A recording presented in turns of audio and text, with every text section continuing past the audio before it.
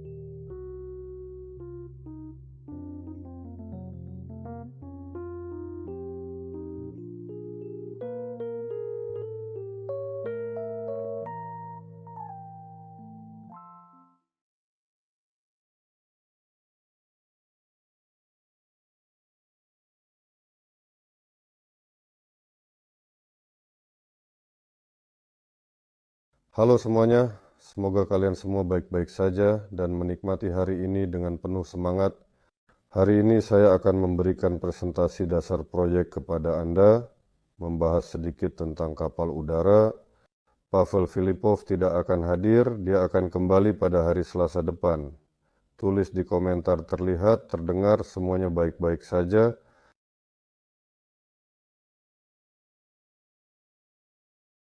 Melihat obrolan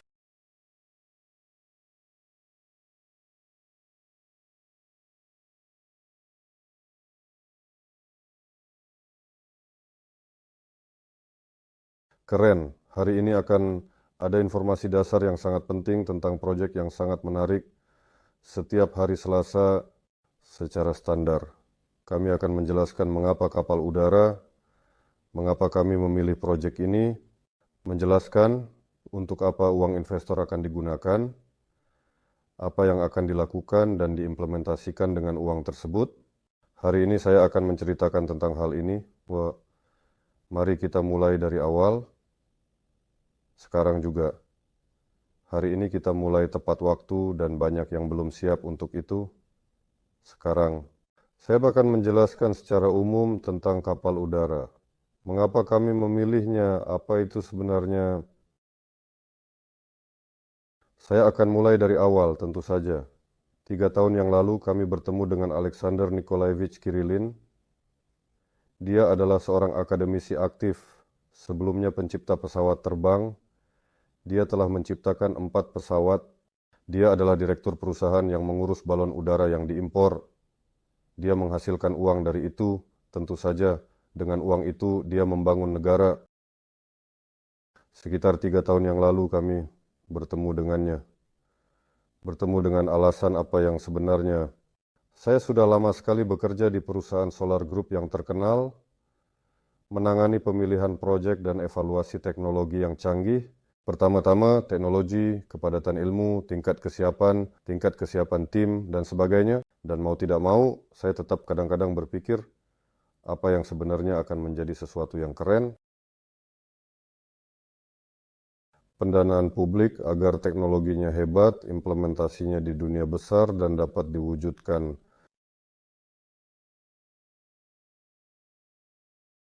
Dan entah bagaimana semua petunjuk mengarah ke kapal udara, sementara saat itu kami belum mengenal Alexander Nikolaevich Kirillin. Saya telah membaca banyak laporan analitis tentang kemana berbagai industri bergerak secara umum, industri penerbangan, transportasi, logistik, dan banyak lagi. Dan di mana-mana terlihat kebutuhan akan sesuatu seperti kapal udara yang dapat mengangkut muatan besar meskipun tidak dengan kecepatan tinggi, tanpa memerlukan bandara, dengan lepas landas vertikal, dan banyak negara sudah mulai mengembangkan ini 3 tahun lalu, bahkan 4 tahun lalu. Orang-orang Cina saat itu sedang berkembang pesat. Orang-orang England saat itu masih mencoba menghidupkan kembali Tirlander. Mereka, orang-orang Jerman jelas sedang bekerja, dan kemudian muncul ide tentang kapal udara. Mari kita lihat apa itu sebenarnya dan bagaimana. Dalam proyek ini, dalam obrolan ini, saya mulai mencari di Google, hanya menonton video, situs web, artikel, dan ternyata banyak orang yang tertarik dengan ini. Tidak ada yang mengerti kemana perginya kapal udara ini, mengapa mereka begitu hebat dalam hal karakteristik teknis mereka, seharusnya ada dan pernah ada sebelumnya. Secara umum, minat yang sangat besar dan asal-usulnya tidak jelas, begitu juga dengan sifatnya. Orang-orang menyukai kapal udara dan fakta ini dapat ditemukan dengan cepat di Google. Buka YouTube, ketik kapal udara, lihat berapa banyak video yang ada, berapa banyak pertanyaan, berapa banyak komentar, hidupkan kembali. Dan semua ini membuat kami berpikir, mari kita coba mencari seseorang yang mengerjakan hal ini.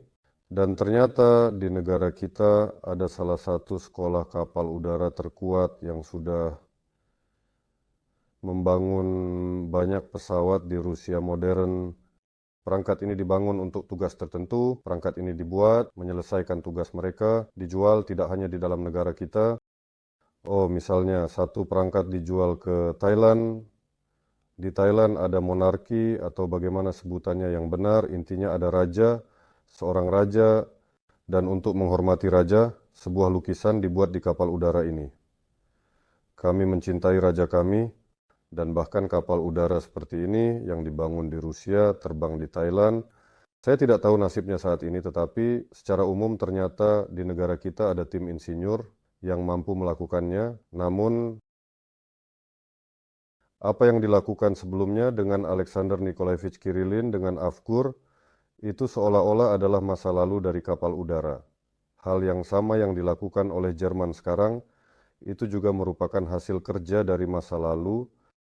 Dan orang-orang bertanya tentang modernitas, seperti di mana kapal udara modern, di mana kapal udara super teknologi, dengan desain keren, dengan kenyamanan yang luar biasa, dengan teknologi super modern, ramah lingkungan, ekonomis, dan sebagainya. Dan setelah bertemu dengan Alexander Nikolaevich Kirillin, saya menyadari bahwa sekolah lama tetap penting dan diperlukan, karena pertama-tama mereka sudah pernah melakukannya. Mereka tahu semua prinsip yang membuat hal ini bekerja. Seperti yang dikatakan Kirillin, ini adalah mekanisme yang sangat rumit dan bernapas, dan agar dapat berfungsi dengan stabil, bahkan hanya untuk tetap berada di udara. Diperlukan pengetahuan tentang sejumlah besar detail yang sangat halus, bagaimana cara memasukkan gas ke sini, mengeluarkannya dari sini, menambahkan udara ke sana, menghidupkan motor listrik, dan melakukan semua penimbangan ini. Secara umum, detail-detail penting dan detail-detail tersebut diketahui oleh sekolah lama, tetapi permintaan dunia tetap pada kapal udara modern, dan ini juga sangat mudah dicari di Google. Ketika Anda mengetikkan kapal udara modern, muncul render yang sangat indah yang dibuat oleh banyak seniman. Bagaimana mereka ingin kapal udara terlihat di masa depan. Dan di sana, lihatlah, ada istana udara yang luar biasa. Berbagai bentuk, baik horizontal maupun vertikal, ada yang mirip ikan, berwarna emas. Semuanya ada di sana. Ini adalah apa yang para desainer gambar, dan saya benar-benar ingin agar hal-hal keren seperti itu terbang di langit, dan memang ada permintaan untuk itu. Orang-orang Cina banyak mendesain dan membuat kantor terbang vertikal seperti itu. Ini tentang apa yang mereka gambar. Ada permintaan untuk itu. Tim-tim insinyur yang sudah dikumpulkan di seluruh dunia, dan mulai dengan desain industri bersama dengan para perancang yang khusus menangani penerbangan, yang memastikan, bisa dikatakan, penerbangan itu sendiri bukan hanya berfantasi seperti desainer, tetapi sudah menjadi desain industri bersama dengan para insinyur. Di sana tidak ada hal-hal indah seperti itu, karena seperti biasa kami ingin sesuatu yang indah, yang bisa Anda lakukan dengan sekolah kapal udara yang buruk, dan semua orang tetap merujuk pada bentuk lama, penampilan lama, dan sebagainya, dan sekarang kami memiliki kesempatan seperti itu. Itulah mengapa kami mengambil proyek ini, kapal udara, pertama-tama karena ada permintaan besar di antara populasi seluruh planet. Semua orang ingin melihat kapal udara, semua orang ingin melihatnya super modern. Kami sangat beruntung bahwa Rusia adalah organisme muda yang berkembang secara dinamis. Kami memiliki ide-ide yang sangat keren dari sisi desain. Sekarang saya akan kembali ke desain. Kami memiliki sekolah lama yang memahami cara melakukan semua ini, membuatnya agar bisa terbang. Tentang desain keren dan lainnya yang sangat menarik dan inspiratif, kami telah melakukan perjalanan keliling dunia, cukup banyak tentang proyek sebelumnya, atau lebih tepatnya tentang proyek saat ini, tentang mesin Duyunov di berbagai negara, mengadakan konferensi dan sebagainya. Dan kembali ke Moskow, kamu tetap berjalan dan menyadari betapa jauh Moskow telah berkembang dari segi kenyamanan. Kamu datang ke restoran, tetapi jauh dari restoran Eropa, ia sudah lama maju. Ini termasuk ergonomi ruang itu sendiri, penampilan luarnya, serta organisasi layanan dan lainnya. Lebih. Ketika kamu datang ke kompleks perumahan baru, melihat mereka diatur, mereka juga sudah sangat maju, dan sepertinya di negara kita telah tumbuh sekolah muda desainer, arsitek, dan insinyur yang siap berlari ke depan. Ya, Cina sangat jauh berlari ke depan, itu jelas. Tidak mungkin mengejar mesin mereka, dan mereka, omong-omong, membuat kapal udara. Namun, sekali lagi, kapal udara pertama yang mereka buat adalah salinan lengkap dari AU-30 yang dibuat oleh tim insinyur yang menjadi dasar proyek kami. Jadi, mereka tidak langsung mendesainnya, mereka awalnya mencoba membuat sesuatu yang sudah terbang. Dan untungnya mereka berhasil. Saya yakin dalam waktu dekat Cina juga akan berusaha membuat benda-benda yang indah, perangkat desain yang indah, negara-negara modern dengan jaringan generasi baru. Namun, ada satu masalah, yaitu Cina sangat baik dalam menyalin dan sulit bagi mereka untuk menciptakan sesuatu secara mandiri. Dengan kemungkinan 99%, kita akan menjadi yang pertama dalam hal kapal udara modern. Berdasarkan sekolah tua ini, kami sekarang membentuk tim desain dengan desainer industri yang sangat kuat, berbakat, dan berpengalaman. Kami melibatkan para ahli industri yang dihasilkan oleh institut kami, yang menghasilkan desainer industri yang sangat kuat, yang menggambar mobil dengan baik, dan menggambar kapal pesiar dengan baik, dan membuat pesawat dengan baik, tetapi bukan dalam hal menggambar, melainkan dalam hal desain industri yang sebenarnya, baik dari MAI, dari NAMI, maupun dari institut lainnya. Para spesialis ini sangat dicari di dunia dan mereka seringkali pergi ke luar negeri karena di negara kita industri otomotif dan penerbangan sudah jelas dan secara umum cukup sulit untuk menemukan pekerjaan. Kelompok ini bukan kolektif tetapi kerumunan anak muda yang bersemangat untuk melakukan sesuatu yang hebat. Ada seorang pemimpin. Kami berbicara dengan seorang desainer industri yang hebat. Dia juga orang Rusia, bekerja di perusahaan besar, bekerja dengan Citroen, bekerja dengan Volvo, bekerja dengan orang-orang Cina. Desain-desain keren utama ini yang membuat mobil-mobil Cina terlihat keren, semuanya adalah hasil karyanya. Dia bekerja di semua perusahaan tersebut sebagai pemimpin. Sekarang dia telah kembali ke negara kita, dan ketika kami berbicara, dia mengatakan bahwa bisa mendesain perangkat keren. Saya bilang bisa. Dia bilang saya sudah mendesain tapi belum pernah mendesain kapal udara. Saya setuju dengan kalian. Dan ketika semua teka-teki kita tersusun, para insinyur yang bertanggung jawab benda ini bisa terbang, semuanya akan diuji dalam model aerodinamis semua. Perangkat matematika sudah dibuat, bagaimana semua ini dihitung dari segi efisiensi, kekuatan energi, dan hal-hal lainnya. Semua model sudah ada, metode perhitungan sudah ada, desainer hebat juga sudah ada. Ada permintaan terkait produksi, dan ketika masalah terakhir dengan produksi terselesaikan, kami menyadari bahwa semuanya benar-benar berjalan dengan baik untuk memulai produksi. Sangat menyenangkan bahwa ada seorang industrialis hebat, produsen bernama Ruslan. Misi adalah melahirkan dan meluncurkan pabrik. Dan dia sudah membuat beberapa pabrik dengan dana yang diperoleh maupun dengan dana yang dia kumpulkan sendiri. Baru-baru ini dia memiliki proyek, sekarang proyek itu berjalan dan telah mencapai volume yang diperlukan. Ruslan adalah seorang aviator sejati. Mereka terlibat dalam produksi mesin pesawat dan helikopter, membuat helikopter ringan kecil dan autogiro, serta membuat pesawat. Namun semua itu adalah hobinya, dan sementara dia mengejar hobinya, dia juga mendirikan pabrik untuk produksi konveyor pengolahan ikan, pabrik produksi pupuk bakteri tertentu. Pabrik-pabrik kecil seperti itu, sementara dia juga terlibat dalam penerbangan. Dan ketika kami datang ke Ruslan dan bertanya, "Ruslan, bisakah kamu memastikan produksi massal kapal udara? Para desainer ada, semua desain akan dikembangkan. Para insinyur memiliki teknologi.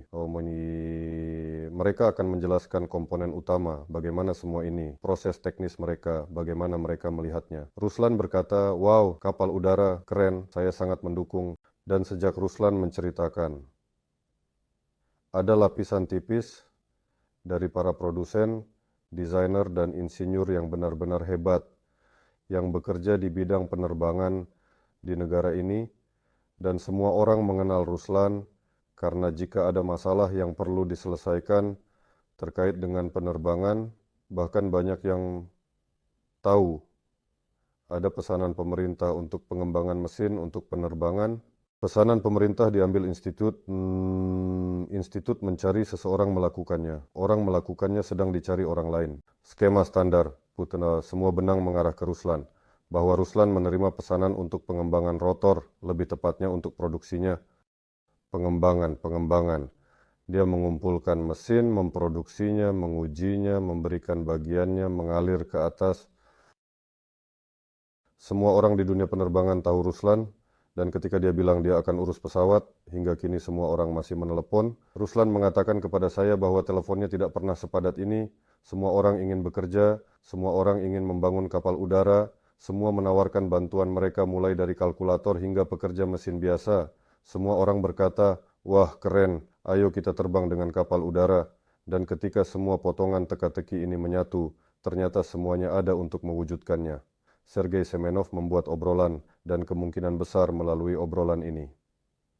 Dan aktivitas ini, Anda datang ke sini, jelas tentunya ada beberapa orang-orang dari proyek saat ini, dari mesin Duyunov, di kapal udara. Tapi itu jelas, audiensnya sangat besar dan tidak hanya dari proyek saat ini, tetapi orang-orang juga datang untuk kapal udara. Karena saya akan mengulanginya sekali lagi.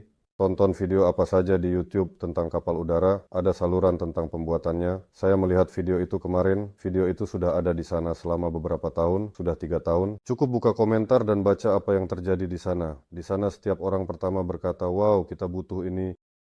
Sergei Semyonov dari Zelchat memulai proyek ini dan sekarang saya akan memberitahu Anda di webinar kemana proyek ini akan menuju dalam beberapa tahun mendatang.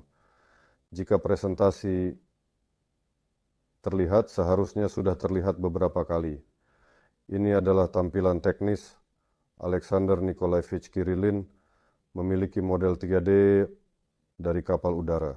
Semuanya bisa dilihat di situs aerostatica.com. Situs ini bisa ditemukan langsung melalui pesan yang disematkan di obrolan, di Telegram, di Prastart. Itu yang paling atas, pesan pertama. Lihat bagaimana bentuk kapal udara di sana. Kami hanya menjalankannya melalui jaringan saraf untuk mengubah tampilan luar.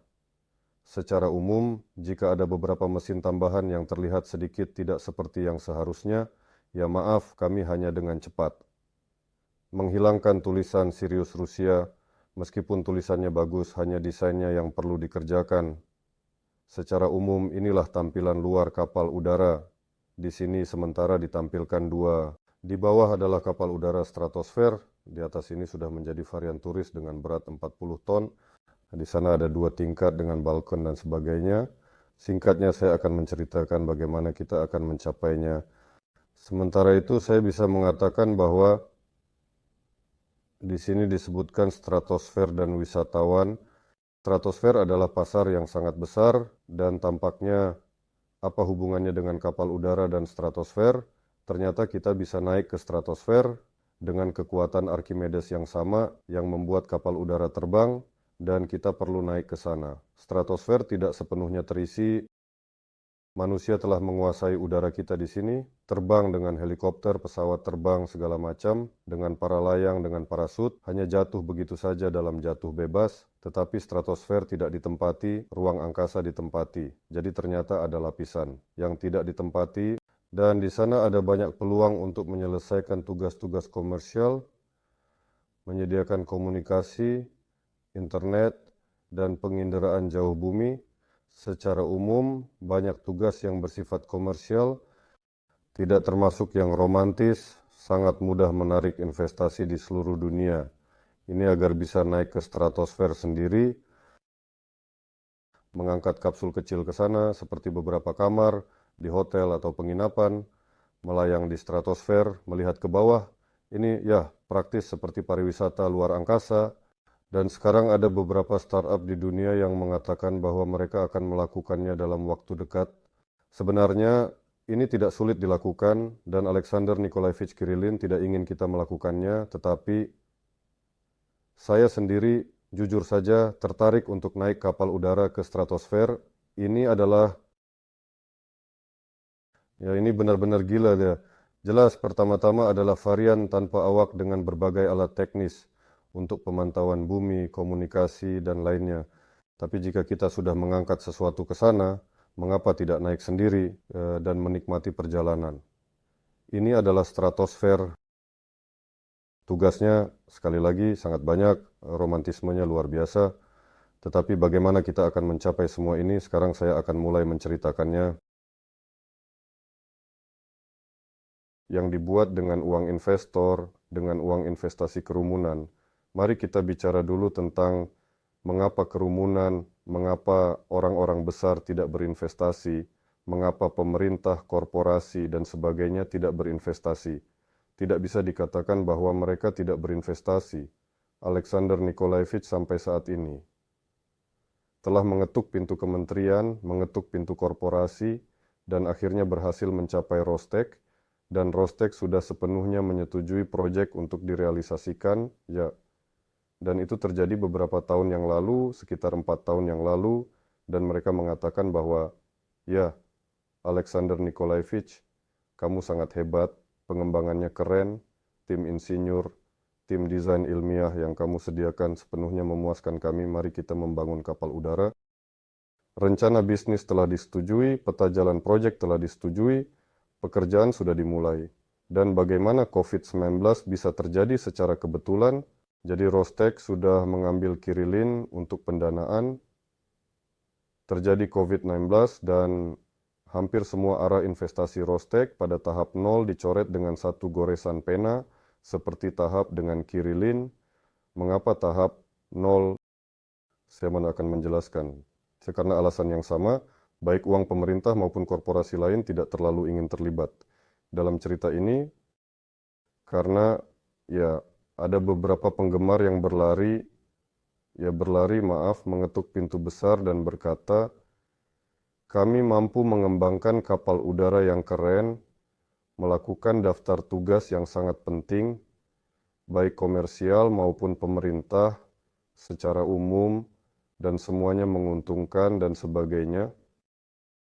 Mari kita mulai. Pertanyaan pertama mereka adalah, di mana biro desain Anda, di mana tim insinyur Anda, tolong tunjukkan bahwa Anda sudah duduk dan bekerja. Mereka berkata, tim insinyur saya, tetapi ini bekerja di perusahaan antariksa, ini bekerja di perusahaan pertahanan, ini bekerja di perusahaan ketiga. Saya akan mengumpulkan mereka dan kita akan memulai. Jadi, ini adalah tahap 0 dan hanya Rostek yang setuju pada tahap 0 ini. Tetapi kemudian COVID-19 datang dan pendanaan untuk Alexander Nikolaevich dihentikan. Dia dibayar sejumlah uang, dia bertahan hidup dengan uang itu untuk beberapa waktu dan akhirnya jatuh ke tangan kami.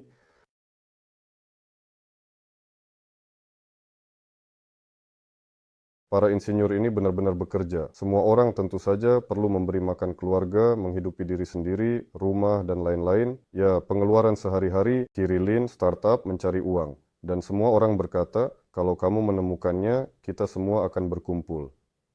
Dan tentang kita semua berkumpul juga, tidak semuanya.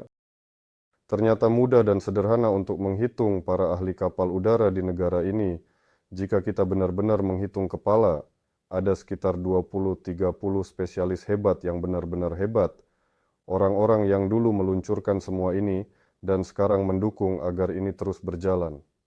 Di antara mereka ada beberapa tim manajemen, ada 3 kutub yang bisa diidentifikasi, dan sisanya adalah insinyur, ilmuwan, dan sebagainya, yang masing-masing kutub mengatakan ini milikku, dan kutub ini mengatakan ini milikku, dan kutub ini mengatakan ini milikku, yaitu ini timku, dan mereka berkata, baiklah, kami akan membangun kapal udara seperti yang kalian inginkan. Hanya saja tolong seseorang memikirkan pendanaan dan mengaturnya, yaitu mengelola semua proses ini. Dan ternyata, saat kami mempersiapkan proyek, tanpa sengaja kami sendiri yang mengelola semuanya, kami telah menemukan produksi, desainer, dan tentu saja kami memiliki akun pribadi. Yaitu struktur keuangan ini, platform itu sendiri, melalui mana ada kemungkinan untuk menarik dana, dan begitulah semuanya terkumpul, semuanya dan biro perancang. Dan hal pertama yang harus dilakukan sekarang adalah menyatukan semua orang ini di bawah satu atap, di bawah satu badan hukum, dan ini akan menjadi badan hukum bersama antara perusahaan baru kami. Lebih tepatnya, ini akan menjadi perusahaan baru di mana investor kolektif Solar Group akan masuk, juga sebesar 49% seperti dalam proyek saat ini, dan di sana akan masuk AO Aerostatika, yang merupakan badan hukum milik Alexander Nikolaevich Kirillin, juga pelaksana proyek yang terkait. Pelaksana proyek ini adalah Institut Penerbangan Moskow. Mereka memiliki biro desain eksperimental. Di sana banyak orang bekerja, dan biro desain eksperimental ini meluncurkan, menyertifikasi, dan mengerjakan berbagai teknik penerbangan lainnya. Dan mereka akan berpartisipasi dalam proyek ini sepenuhnya. Semua kesepakatan dengan mereka sudah ada. Kami juga memiliki produksi eksperimental, di mana mereka membuat Aurus pertama mereka, dan mereka siap untuk membuatnya di produksi yang sama. Saya membaca dokumen-dokumen ini tentang kesepakatan antara Aerostatika dan kami, bagian mana dari pekerjaan yang akan diambil oleh kami, dan di sana tidak hanya secara kasar, interior kursi, penampilan luar, dan sebagainya. Tetapi juga berbagai transmisi, banyak komponen logam, sistem bahan bakar, unit daya, mesin bensin. Saya juga akan menceritakan lebih lanjut. Jadi, entitas hukum ini akan mencakup pelaksana utama, ditambah investor kolektif. Untuk badan hukum ini akan disewa ruang di mana semua, bisa dikatakan ahli terkemuka dalam pembuatan kapal udara akan ditempatkan, ditambah staf ilmiah dan teknis lini secara umum, hanya perancang, kalkulator, dan peneliti. Dan inilah dia akan muncul, bisa dikatakan tahap pertama, kita sudah tidak berada di tahap baru lagi karena kita semua bersatu, kita semua memiliki spesifikasi teknis yang jelas dan dipahami, hierarki, dan dengan demikian muncul organisme dan mekanisme yang mampu mewujudkan proyek ini. Ini adalah apa yang dibuat melalui investasi kerumunan, dan inilah yang tidak berhasil, bisa dikatakan.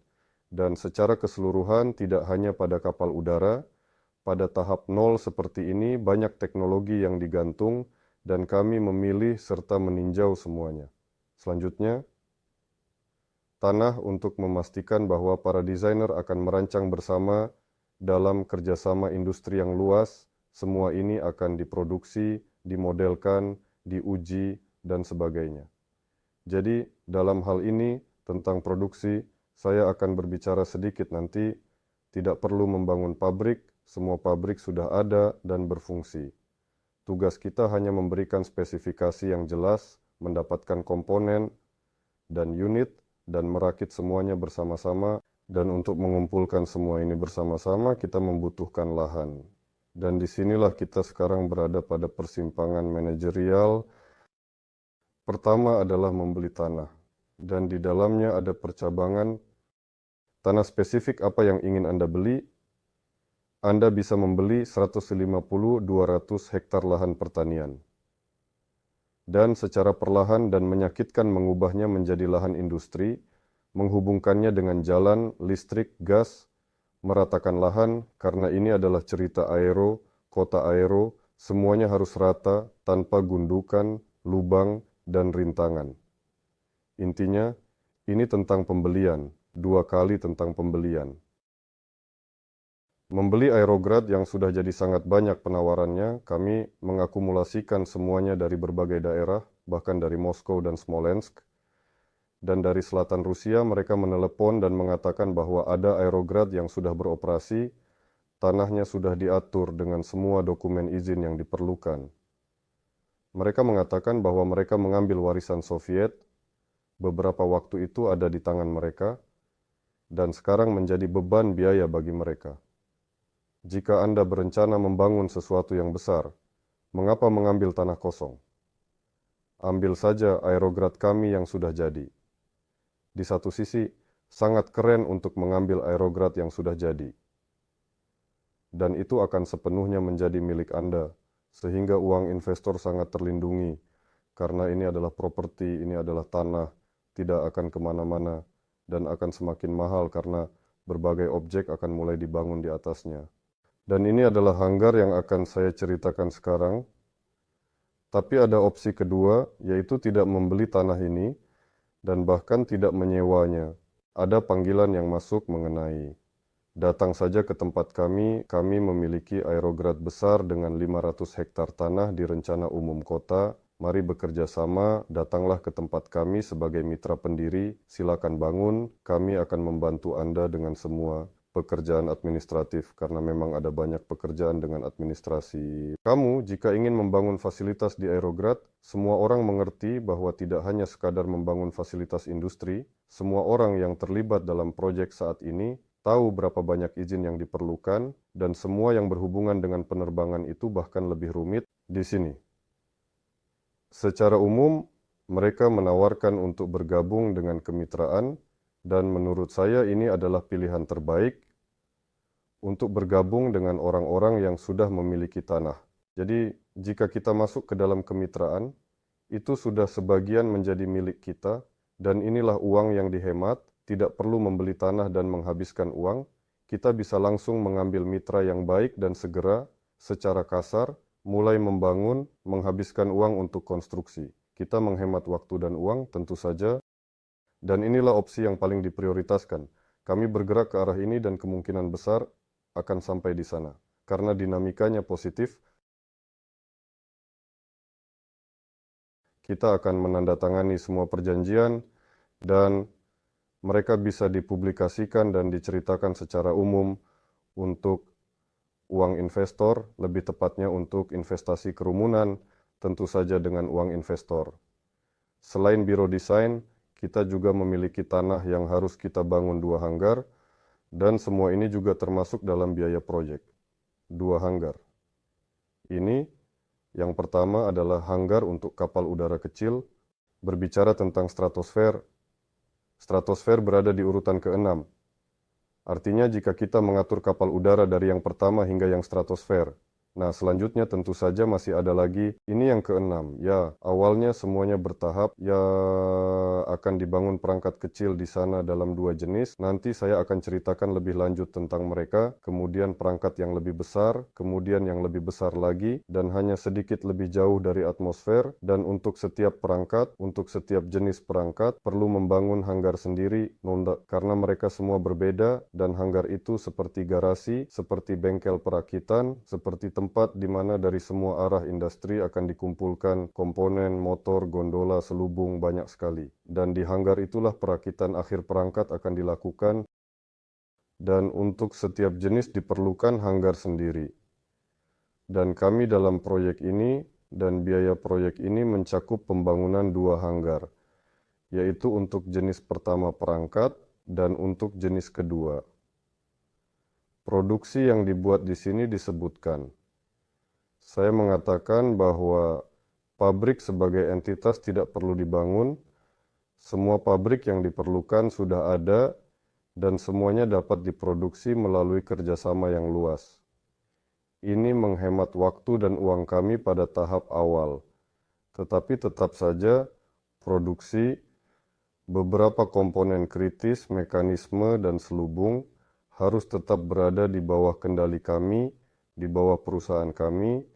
Kritis jika Anda sudah menceritakan semuanya kepada semua orang, maka tanpa Anda orang lain bisa membuat kesepakatan dan mulai melakukan hal yang sama. Artinya teknologi kritis, khususnya proses teknis, harus kita pertahankan.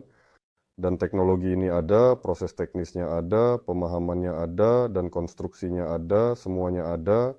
Hanya perlu mengatur produksi ini, menyiapkan produksi. Sebagian dari produksi ini akan diatur di dalam hanggar, dan sebagian lagi akan ditempatkan di area kecil yang bisa disewa di dekat aerograd yang sama. Ini nanti sedikit kemudian, hanya sekitar 300 meter persegi untuk beberapa bagian mekanis yang melakukan beberapa pekerjaan yang sangat penting. Ini bukan pembangunan pabrik sama sekali, tetapi ini adalah produksi teknologi kritis yang sangat diperlukan, yang menghasilkan kekayaan intelektual yang canggih dan sangat berharga. Perusahaan ini tidak hanya akan memiliki desain, tetapi juga teknologi.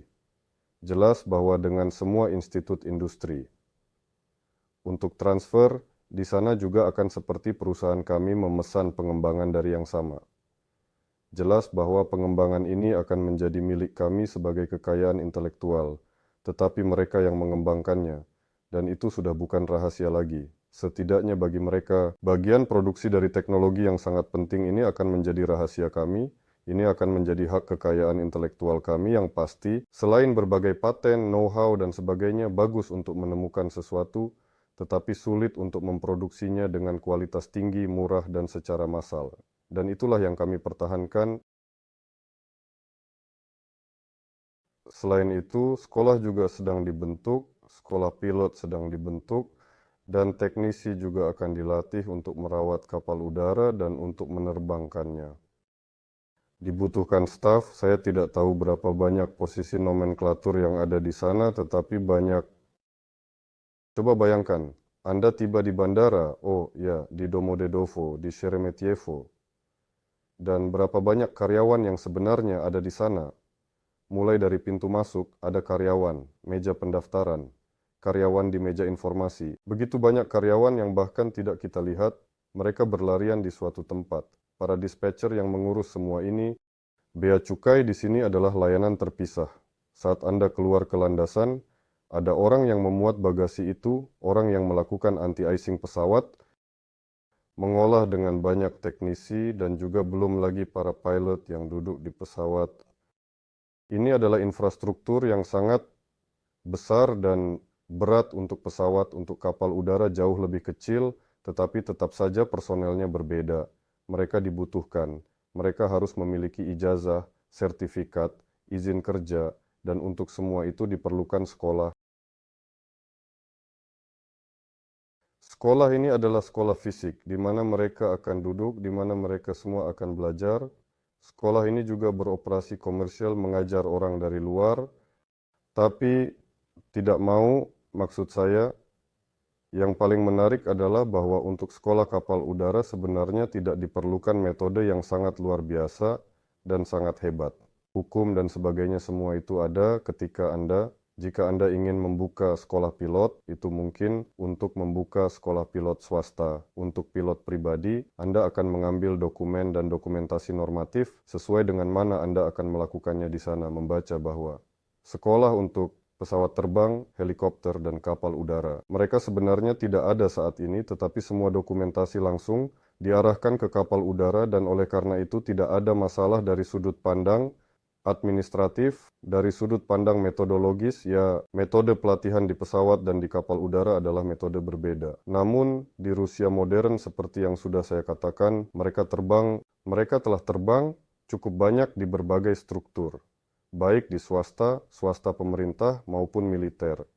Dan di mana-mana para pilot dan teknisi ini dipersiapkan. Artinya, pengalaman dari tahun-tahun sebelumnya memberikan pemahaman tentang apa yang harus dilakukan sekarang, dan sekolah ini sangat penting bagi kita untuk memulai semua ini. Oleh karena itu, ya sekolah ini akan dibentuk dan sudah ada dalam rencana, ada spesialis yang telah mengambil tanggung jawab ini. Jika Anda menonton konferensi besar kami, Sergei berbicara dan mengatakan bahwa dia tidak melihat masalah apapun. Mari kita cepat-cepat melatih pilot. Ada pertanyaan di obrolan tentang apakah ada simulator, seperti simulator pesawat atau helikopter. Apakah ada simulator untuk kapal udara? Jawabannya adalah ya, ada simulator, tetapi semuanya dibuat untuk kapal udara yang ada pada waktu itu. Jadi, semua instrumen dan avionik yang ada di sana sudah ketinggalan zaman. Dan yang baru akan dibuat sama sekali bukan masalah. Apa yang sedang dibuat, proyek bisnis pihak ketiga disebutkan di sini. Sekarang saya akan menjelaskan saat ini dibentuk perusahaan induk atau bagaimana menjelaskannya dengan cara lain, unit bisnis yang sangat stabil, dan unit bisnis teknologi komersial yang sangat maju. Ini adalah biro desain dengan orang-orang keren yang merancang kapal udara dan memproduksinya di berbagai industri. Ini adalah lahan dengan 2 hanggar di mana kapal udara ini dirakit. Ini adalah semacam produksi rahasia mereka sendiri yang dengan teknologi kritis menciptakan semua hal ini, sekolah pilot dan teknisi ini, dan kemudian ada 1 hanggar dan hanggar kedua yang sudah dapat memproduksi secara seri. Tentu saja setelah uji terbang dan sertifikasi mendapatkan sertifikat tipe, mereka sudah dapat memproduksi secara seri dan ini menjadi unit bisnis yang mendasar dan tidak dapat tenggelam yang sudah dapat mencapai swasembada, dan semua pengembangan lebih lanjut dilakukan melalui komersialisasi mereka sendiri. Jadi ada cukup untuk dividen dan cukup untuk pengembangan. Dan tentang proyek bisnis eksternal, ini tentang bagaimana perusahaan induk ini secara hukum adalah entitas hukum yang sama, di mana setengahnya dimiliki oleh investor kolektif, dan semua yang akan dibangun lebih lanjut, seperti hanggar dan jenis perangkat lainnya yang akan dikembangkan, semuanya akan menjadi milik perusahaan ini, dan dengan demikian milik investor kerumunan. Tapi bayangkan skenario ini, dan ini pasti akan terjadi, dan tidak ada jaminan bahwa semuanya harus sepenuhnya terrealisasi. Datanglah seorang pelanggan besar yang berkata, "Saya butuh perangkat. Kalian hebat membangun yang kecil ini. Tapi bisakah kalian segera mulai membangun perangkat ini untuk saya? Saya butuh yang spesifik ini untuk menyelesaikan tugas tertentu. Saya melihat bahwa kalian serius, sudah ada biro desain yang bekerja, produksi sedang berjalan, kalian membangun hanggar, saya percaya pada kalian. Jadi, tolong kembangkan perangkat ini untuk saya yang tidak ada dalam lini produk kita." Dia berkata, "Saya butuh ini uangnya." Tentu saja, dalam uang ini sudah ada keuntungan yang diperhitungkan, dan keuntungan ini hampir langsung menjadi dividen. Kenapa tidak? Dan inilah tentang proyek bisnis sampingan ini. Jadi, sementara uang investor kerumunan digunakan untuk mengorganisir perusahaan induk, uang besar bisa datang dari luar, dan kita memastikan bahwa keuntungan dari uang besar ini juga menjadi keuntungan bagi investor, karena investor kerumunan melewati tahap 0 dan mereka menjadi ibu atau ayah dari proyek ini. Dan kita dari sisi lain adalah ibu atau ayah. Jadi jika uang besar masuk ke sesuatu yang sudah siap, jelas bahwa itu harus menjadi milik investor dalam angka. Apa artinya ini? Volume investasi 100 juta dolar. Itu sudah termasuk referral, tidak perlu dikalikan 2, semuanya sudah dikalikan di sini. Kita perlu menarik 100 juta dolar untuk mengorganisir biro desain, menyelesaikan semua pekerjaan di darat. Jika kita masuk dalam kemitraan yang luar biasa, kita bahkan akan memiliki sedikit cadangan, membangun hanggar, mendirikan sekolah, membangun 2 jenis perangkat, masing-masing 2 unit, karena untuk melakukan uji terbang 1 unit tidak cukup, jadi 2 jenis ini, 2 jenis itu, ditambah mengatur produksi kecil mereka sendiri, dan mempersiapkan semuanya untuk produksi massal. Dari 2 jenis perangkat ini, jumlah ini cukup dengan jangka waktu pelaksanaan 3-5 tahun. Saya tidak tahu bagaimana menyebutnya, tidak optimis, tidak juga pesimis. Secara umum jangka waktunya adalah 3 tahun. Atau bahkan lebih cepat, perangkat pertama akan terbang. Jelas awalnya yang kecil, kemudian yang lebih besar. Sangat mungkin bahwa yang kecil dalam versi tanpa awak akan terbang dalam 1 hingga 1,5 tahun. Saya tentu saja mengatakan ini dengan risiko saya sendiri, tetapi kemungkinannya sangat besar. Dan inilah 3-5 tahun dengan mempertimbangkan bahwa kami akan menyelesaikan konstruksi, mengoperasikan hanggar ini, membangun tentu saja. Kapal udara ini pertama-tama menguji semua uji coba darat dari komponen dan agregat. Kemudian uji terbang benar-benar memakan waktu lama, dan dengan mempertimbangkan uji terbang yang sudah dilakukan, semua teknik telah disertifikasi, dan kami siap untuk produksi massal perangkat ini. Jadi dalam jangka waktu 3 hingga 5 tahun, dalam 3-5 tahun mesin ini sudah akan menghasilkan keuntungan. Belum termasuk uang besar yang akan datang jauh lebih awal, dan belum termasuk proyek bisnis paralel yang juga kami rencanakan, yang akan saya ceritakan sedikit nanti. Kapitalisasi disebutkan dari 1 miliar dolar. Bagaimana kami menghitungnya? Ada formula kasar standar seperti 3 kali keuntungan tahunan. Kumpulkan semuanya dan itulah kapitalisasi perusahaan Anda, yaitu bagi ini dengan 3 dan Anda akan memahami berapa laba tahunan dari produksi massal 2 jenis perangkat ini. Yang kecil akan diproduksi sebanyak 12 unit. Tidak perlu lagi 10 ton akan diproduksi hingga 25 unit satu, hanggar dapat memproduksi secara seri. Plus minus dibagi dengan jumlah mereka pada kualitas dan secara keseluruhan jelas bagaimana dan apa. Dan ini adalah kapitalisasi menurut perkiraan yang paling pesimistis. Ini tanpa memperhitungkan bahwa kapal udara adalah sesuatu yang sangat indah, sangat berteknologi tinggi. Masa depan ada di sini, terobosan ekonomi dan lain-lain. Ini hanya angka kering, diproduksi, dijual, mendapat keuntungan, dikalikan 3. Namun kapitalisasi seperti itu sudah lama tidak dihitung. Uber yang sama sekali tidak memiliki keuntungan, tetapi kapitalisasinya sangat besar. Oleh karena itu, ini adalah penilaian yang paling sederhana dan sangat tidak memadai. Di sana akan jauh lebih keren, begitu kapal udara 10 ton lepas landas. Apalagi setelah stratosfer, semua orang akan menjadi kaya karena mendirikan seluruh industri yang belum ada sebelumnya, dan industri ini mencakup logistik, pariwisata, teknologi, dan stratosfer. Ini juga mencakup komunikasi dan transportasi. Lihatlah video dari seorang blogger Amerika yang populer, saya tidak ingat namanya, yang baru-baru ini merilis ulasan tentang kapal udara. Dia mengatakan bahwa dia tidak mengerti mengapa mereka tidak ada sama sekali, tetapi dia mengerti bahwa semua orang mulai membuatnya. Lihatlah, semua tautan ini ada di obrolan Telegram, dan kami juga bisa mengulanginya di sini agar muncul lagi. Bagi yang belum melihat, lihatlah.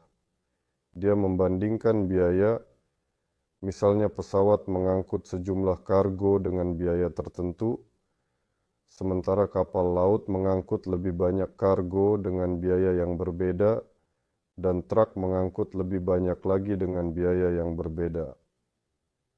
Dia menjelaskan dengan sangat jelas bahwa jika kita meluncurkan kapal udara dan ekonominya sudah terbukti sebelumnya, maka perusahaan ini akan menjadi perusahaan terbesar di planet ini berdasarkan kapitalisasi dengan omset yang sangat besar seperti jalur sutra baru dan semua hal lainnya di abad ke-21.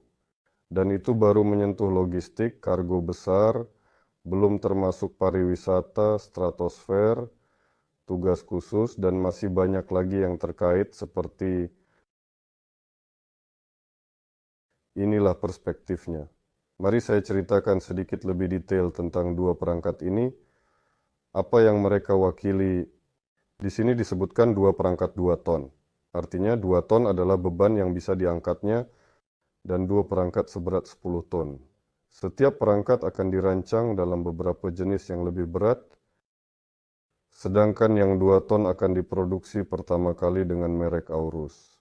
Itu akan menjadi pesawat penumpang dengan 6 tempat duduk, dilengkapi dengan kamar mandi kecil dan dapur kecil.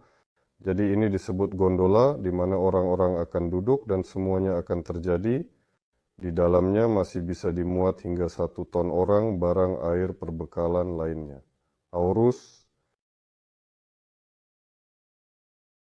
mereka sangat ingin memiliki kapal udara keren di bawah merek mereka. Mereka membutuhkannya, kami juga membutuhkannya. Jadi bersama mereka kami membangun yang seperti ini. Selain itu, sistem udara gas, mesin dan avionik lainnya dapat berfungsi. Tanpa gondola untuk 6 orang ini sangat baik. Jadi kita menghilangkannya, mendapatkan 1 ton lagi di sana, atau bahkan lebih. Hasilnya, dalam versi tanpa awak, kita mendapatkan perangkat yang dapat mengangkat 2 ton ke udara, memindahkannya sejauh beberapa ribu kilometer, atau menggantung di atas titik selama sehari atau lebih. Ini adalah produk komersial yang sangat keren.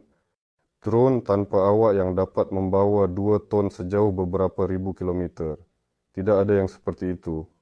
Dan secara keseluruhan, tidak ada kapal udara. Secara umum, ini adalah perangkat pertama yang kecil, yang kedua adalah 10 ton, yang sudah lebih serius. Mengapa memilih ukuran ini? Dari sudut pandang komersial, ini yang paling menarik. Di planet ini, helikopter yang paling banyak diproduksi adalah helikopter Rusia kami, Mi-8. Ada sekitar 15.000 unit dalam berbagai modifikasi yang telah diproduksi. Mereka dapat mengangkat 4 ton kargo secara vertikal, seperti halnya kapal udara. Pesawat tidak bisa mengangkat secara vertikal, ia harus berlari dulu. Ia bisa mengangkat 4 ton kargo dan membawanya ke jarak tertentu dengan biaya tertentu, yaitu 1 kilometer perjalanan memerlukan biaya. Kapal udara ini bisa mengangkut 2 kali lebih banyak kargo, bahkan lebih, dan membawanya jauh lebih jauh dengan biaya yang jauh lebih murah. Semua angka ini, seberapa murah dia bisa memindahkannya lebih jauh, Anda bisa mengunjungi situs web AO Aerostatika, masuk ke proyek komersial kami, gulir ke Subulton, dan di sana ada tabel perbandingan, siapa yang terbang dengan apa, siapa yang menghabiskan berapa, dan seberapa menguntungkan perangkat ini. Situs Overstatic dapat ditemukan di Telegram, di obrolan kami, Prastart, klik pada pesan yang disematkan, dan itu akan menjadi pesan pertama. Perangkat 10 ton juga disebutkan di sini seperti kapal pesiar pertama 10 ton. Itu juga akan dibuat dalam beberapa varian. Ini adalah 10 ton, ini akan menjadi wisata, penumpang, kargo penumpang, dan ya kargo masih pilot dan tanpa awak. Mereka semua akan dirancang, yaitu dikembangkan. Kami akan memproduksi 2, kemungkinan besar, kargo penumpang. Mungkin juga ingin yang wisata agar kita bisa mandiri dalam 3-5 tahun mengadakan konferensi di sana dan berkata, hore kita berhasil, tapi melihat pada angkutan barang dan penumpang juga tidak buruk dalam varian wisata di sini, muncul lagi gondola. Dalam varian kargo, jika di sini ada 10 ton orang, makanan, air, perbekalan, dan lainnya, maka gondola ini tidak diperlukan. Di sini ada 15 ton lebih. Dalam varian ini, perangkat ini akan mampu mengangkat. Kita perlu memproduksi 2 kapal pesiar kecil dan 2 kapal 10 ton agar sampel percobaan Mereka akan diuji, disertifikasi, dan oleh karena itu, pertama-tama siap untuk dioperasikan secara komersial atau dijual. Dan juga berdasarkan model mereka, produksi massal akan diizinkan tentang tanah, 2 hanggar untuk perakitan produksi seri mereka, sekolah dan produksi teknologi yang sangat penting, serta pelanggan yang sangat penting. Nah, itu sedikit lebih jauh. Di sini, pelanggan dimaksudkan baik untuk produk seri, yang saya akan menjelaskan lebih lanjut nanti, maupun untuk pengembangan perangkat yang khususnya khusus, karena sekarang sudah ada panggilan, surat, tentu saja ini semua sementara, tidak pasti, tetapi mereka mengatakan, teman-teman, jika kalian bisa mengangkat perangkat yang mampu membawa 10 ton ke udara, itu akan menjadi wisata, kami akan langsung mengambilnya. Mereka seperti, wow, keren. Jika kalian bisa mengangkat 2 ton dan membawanya sejauh 2000 km, kami juga akan langsung mengambilnya. Jadi ada pelanggan, dan bukan hanya mereka yang mengatakan akan langsung mengambilnya, tetapi juga mereka yang sudah siap agar kami merancang dan memproduksi perangkat tertentu sesuai dengan kebutuhan dan tugas mereka. Jadi dalam perspektif 3 hingga 5 tahun ini, semua pelanggan ini akan menunggu perangkat seri baik melalui pre-order atau berdasarkan kesepakatan, misalnya kami sendiri yang melakukan pekerjaan tertentu, yaitu mereka akan memesan layanan dari kami untuk 10 ton. Jadi kami akan melakukan sesuatu untuk mereka atau kami akan mengembangkan sesuatu untuk seseorang. Namun, dalam perspektif 5-10 tahun. Saya akan menceritakan sedikit tentang itu. Kami tidak berencana untuk berhenti pada 10 ton dan kapal kecil. Jelas, semua ini dilakukan. Mereka kecil, tidak begitu futuristik seperti yang diinginkan. Tetapi sebenarnya mereka akan sangat keren, dan semua orang akan terkejut dengan senang hati. Saya pikir pada akhir tahun ini kami akan membentuk tampilan teknis mereka dengan desain baru, dengan bahan yang dipilih dengan benar, dan sebagainya. Mereka akan terlihat keren, tetapi tetap saja itu belum cukup. Itu adalah 20 ton, 40 ton, 200 ton, dan stratosfer. Dan semua proyek ini akan direncanakan, bisa dikatakan secara paralel, secara bertahap paralel, secara berurutan paralel. Sekarang saya akan menjelaskan, awalnya proyek dimulai dengan merancang kapal pesiar kecil, begitu semua proses diluncurkan, semuanya distabilkan, diluncurkan, juga dengan sedikit pergeseran waktu dalam pekerjaan 10 ton, dan selanjutnya mungkin dengan sedikit jeda lebih lama akan diluncurkan dengan pergeseran waktu 20 ton, 40 ton, 200 ton dari troposfer secara paralel. Pertama-tama satu prosesor diorganisir, dia berjalan, diperiksa, bekerja, proses berikutnya secara paralel semuanya akan dikembangkan. Tentu saja, untuk pengembangan cepat perangkat berikutnya juga diperlukan pendanaan, perhatian aktif, dan lain-lain. Kami sementara ini fokus pada 2 yang pertama. 4 yang lainnya berjalan paralel dengan kegiatan ekstrakurikuler, jadi tanpa pengeluaran khusus, tetapi kami tetap mengingat bahwa kami juga harus membangun hanggar untuk mereka. Jadi kami langsung memilih tanahnya. Kami memahami bahwa secara kasar, dengan merancang kapal udara 10 ton, kami bahkan akan menguji sebagian teknologi, proses, dan lainnya pada kapal kecil untuk perangkat yang lebih besar di masa depan. Dan bahkan ini bukan akhir dari jajaran produk. Dari perspektif 5-10 tahun, masih ada perangkat 20 ton, 40 ton, 200 ton, dan stratosfer. Saya juga bisa menceritakan tentang mereka. 40 ton, 20, 10, tetapi 10 tidak. Diinginkan, setidaknya 20 ton sudah bisa terbang mengelilingi dunia dalam kabin yang nyaman.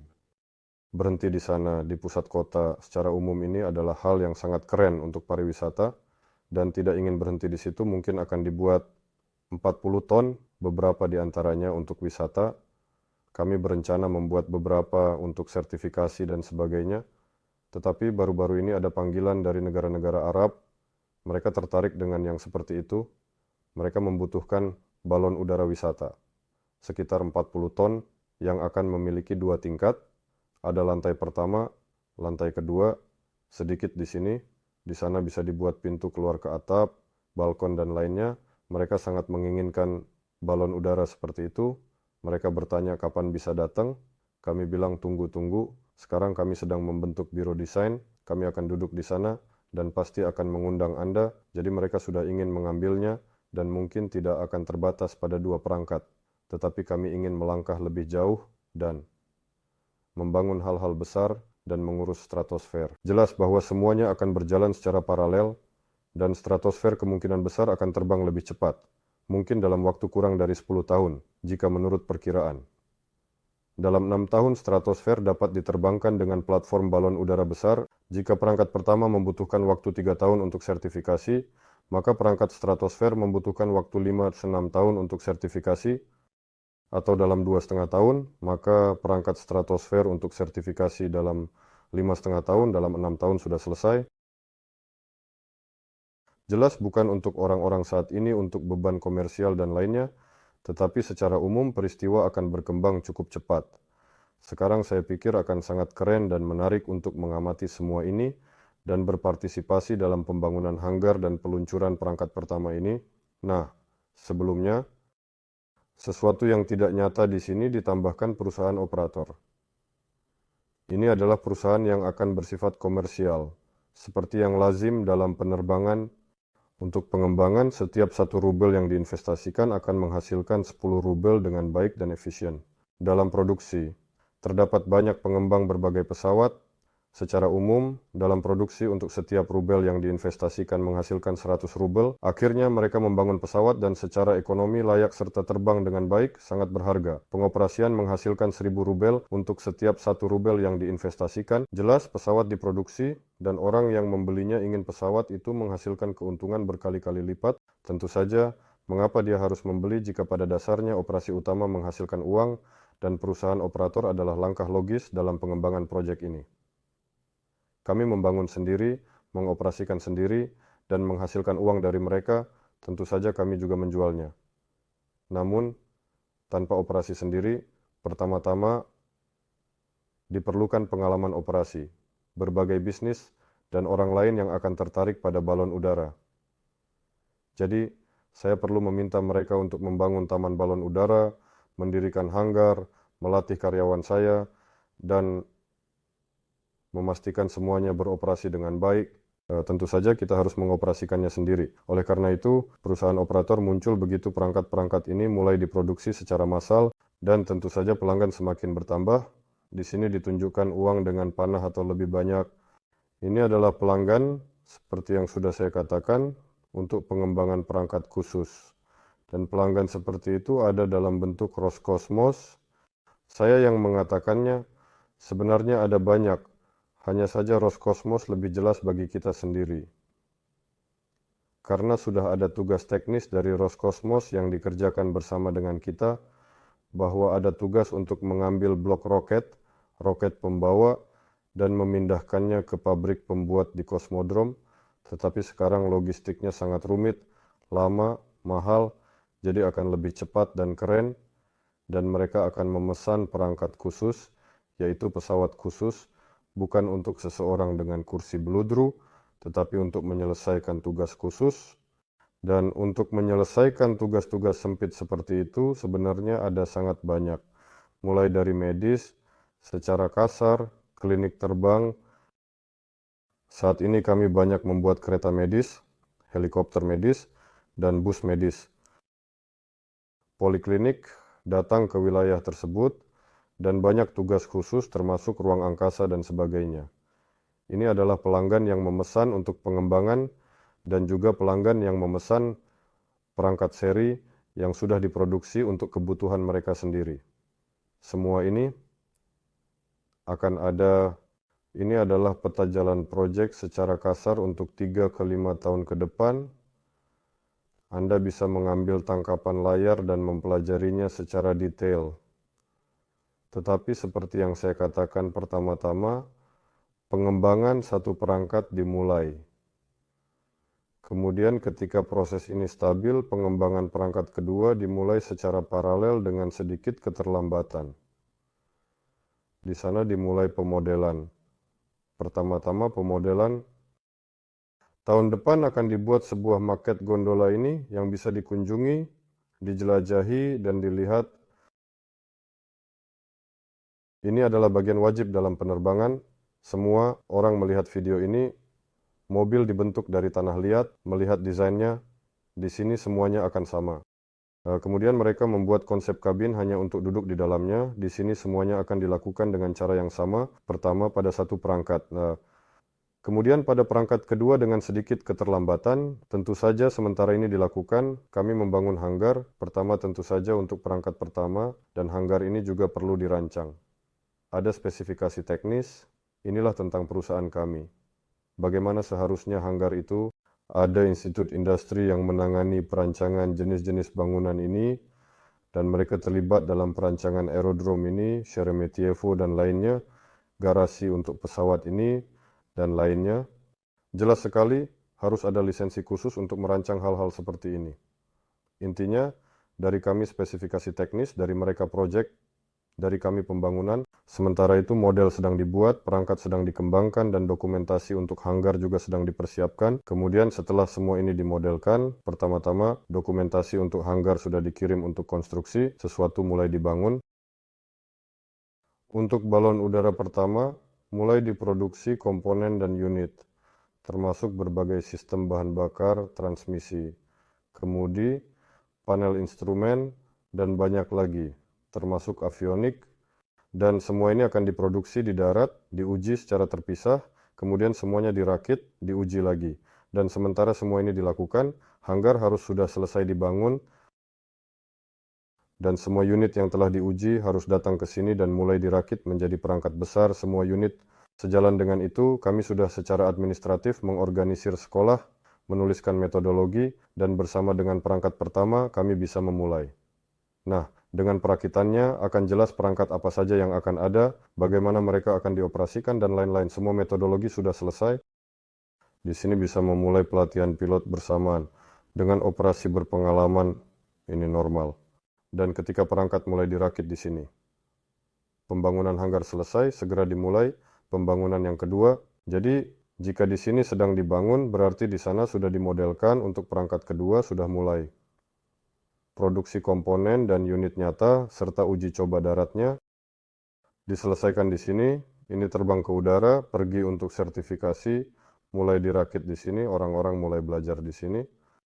Tentu saja, secara paralel dengan semua ini, perangkat tidak akan dibangun sampai produksi teknologi kritis kita juga berfungsi. Itu akan berfungsi sebelum pembangunan pertama hanggar kecil ini.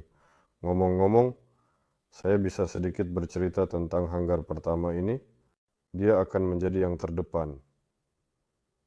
Sebelumnya, semua balon udara berlabuh baik ke tiang yang dipasang di lapangan di mana saja.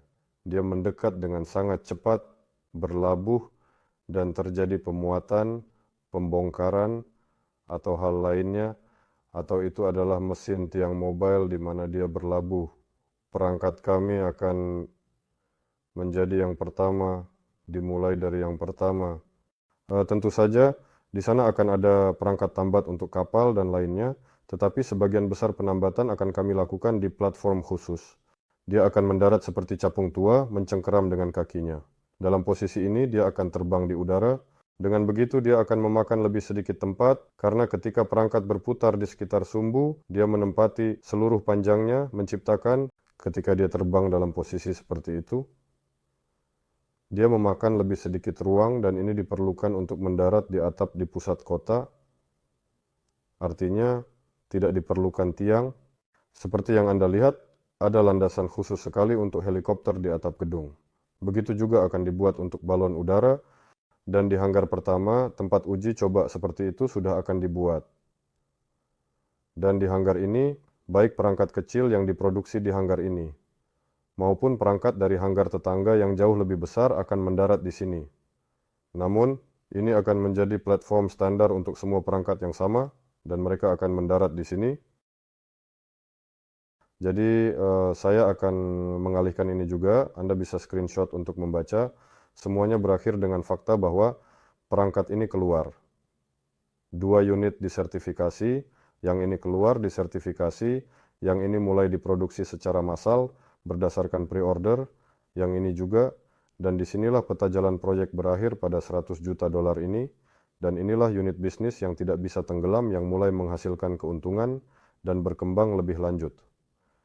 Jelas, untuk kecepatan pengembangan yang lebih aktif untuk 20, 40, 200 ton, stratosfer, dan seterusnya, semua keuntungan dari unit ini dapat digunakan untuk mempercepat laju. Sebagian akan seperti itu jika Anda mengizinkan, tetapi kemungkinan besar investasi berikutnya akan diperlukan. Kami tidak mengatakan dan tidak berpikir bahwa crowdfunding akan berakhir pada 100 juta. Tidak, di masa depan ini hanya akan menjadi proyek bisnis terpisah. Jelas, semua orang yang masuk ke perusahaan induk, semua keuntungan ada di perusahaan induk, semuanya jelas. Nah, selanjutnya perusahaan induk sudah beroperasi dan kemudian muncul proyek bisnis. Pengembangan balon udara 40 ton, pembangunan hanggar untuknya, produksi massal, dan seterusnya. Proyek ini bernilai sekian dan akan menghasilkan keuntungan sekian. Dimulai dengan perusahaan induk di sana berdasarkan kesepakatan dengan investor, misalnya sebagian keuntungan dikirimkan ke proyek bisnis ini. Investor kerumunan secara terpisah masuk ke proyek bisnis ini. Seorang investor besar datang dan menutup setengah dari proyek bisnis ini. Kemungkinan besar akan seperti itu, dan semua proyek bisnis berikutnya akan dibangun dengan cara ini. Proyek bisnis ini memiliki profitabilitasnya sendiri. Keuntungan akan masuk ke perusahaan induk sebagian, dan sebagian lagi ada investor mereka sendiri yang baru saja masuk ke sana dan tidak masuk ke sini. Mereka akan mengambil semua matematika ini dari sini. Kami akan menghitung dan membuatnya sedemikian rupa, sehingga tentu saja keuntungan utama masuk ke perusahaan induk tanpa penipuan atau manipulasi apapun. Tidak akan terjadi bahwa perusahaan induk membuka proyek bisnis sampingan untuk investor besar dan kerumunan tidak diizinkan masuk serta keuntungan menghilang entah kemana. Ngawas kami sama sekali tidak tertarik dengan ini. Investor besar tidak ingin meluncurkan proyek seperti itu sendiri. Kami meluncurkannya bersama Anda. Kenapa tiba-tiba? Apakah kami harus memberikan mereka beberapa hak istimewa dalam format seperti ini?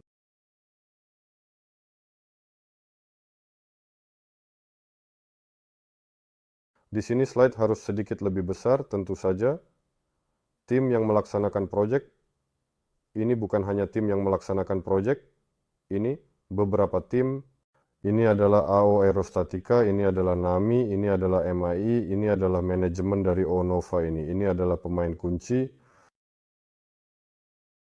Bagian ini akan kami ungkapkan setelah semuanya disetujui, ditandatangani, dan ditunjukkan. Karena di sana mulai ada pergerakan saham. Saya bisa menceritakan tentang satu pergerakan di sana sedikit lebih banyak. Di GUB kami, mereka tidak benar-benar mengklaim, mereka ditawari untuk mengambil bagian tertentu, tetapi mereka berkata, teman-teman, kami akan membuat aura dengan kalian, kapal pesiar pertama, dan mungkin di perangkat selanjutnya juga akan ada mesin kami, sistem bahan bakar, dan lainnya. Kami tertarik menjadi co-founder perusahaan ini dengan persentase kecil. Kami seperti secara keseluruhan keren, hebat, teman-teman, ayo kita lakukan. Dan ketika gerakan di darat dimulai, kemitraan, ketika kami menemukan kelompok orang yang setuju untuk bermitra dengan kami, mereka memberikan tanah, sumber daya administratif, dan lain-lain, termasuk sekolah pilot. Kami seperti di GUB, tolong bagikan orang-orang dengan persentase sangat perlu. Mereka bilang, ya tidak masalah. Jadi sekarang tahap ini sedang diselesaikan. Dan kami akan mengumumkannya. Solar Group 49% untuk investor kolektif dari perusahaan ini. Terjadi adalah kata yang buruk. Kami mengambil 49% dari perusahaan ini, seperti dalam proyek saat ini untuk distribusi keuntungan. Di sini, keuntungan mungkin tidak akan dibagi seperti itu. Kami hanya mengambil pendirian sekarang agar kami tenang, penting, dan sebagainya. Keuntungan tentu saja diinginkan agar sebagian besar pergi ke investor, karena apa gunanya perusahaan yang memiliki investor tetapi tidak menghasilkan keuntungan? Itu akan menjadi sesuatu yang tidak benar. Jadi slide ini seharusnya dijelaskan oleh Pavel Filipov sendiri.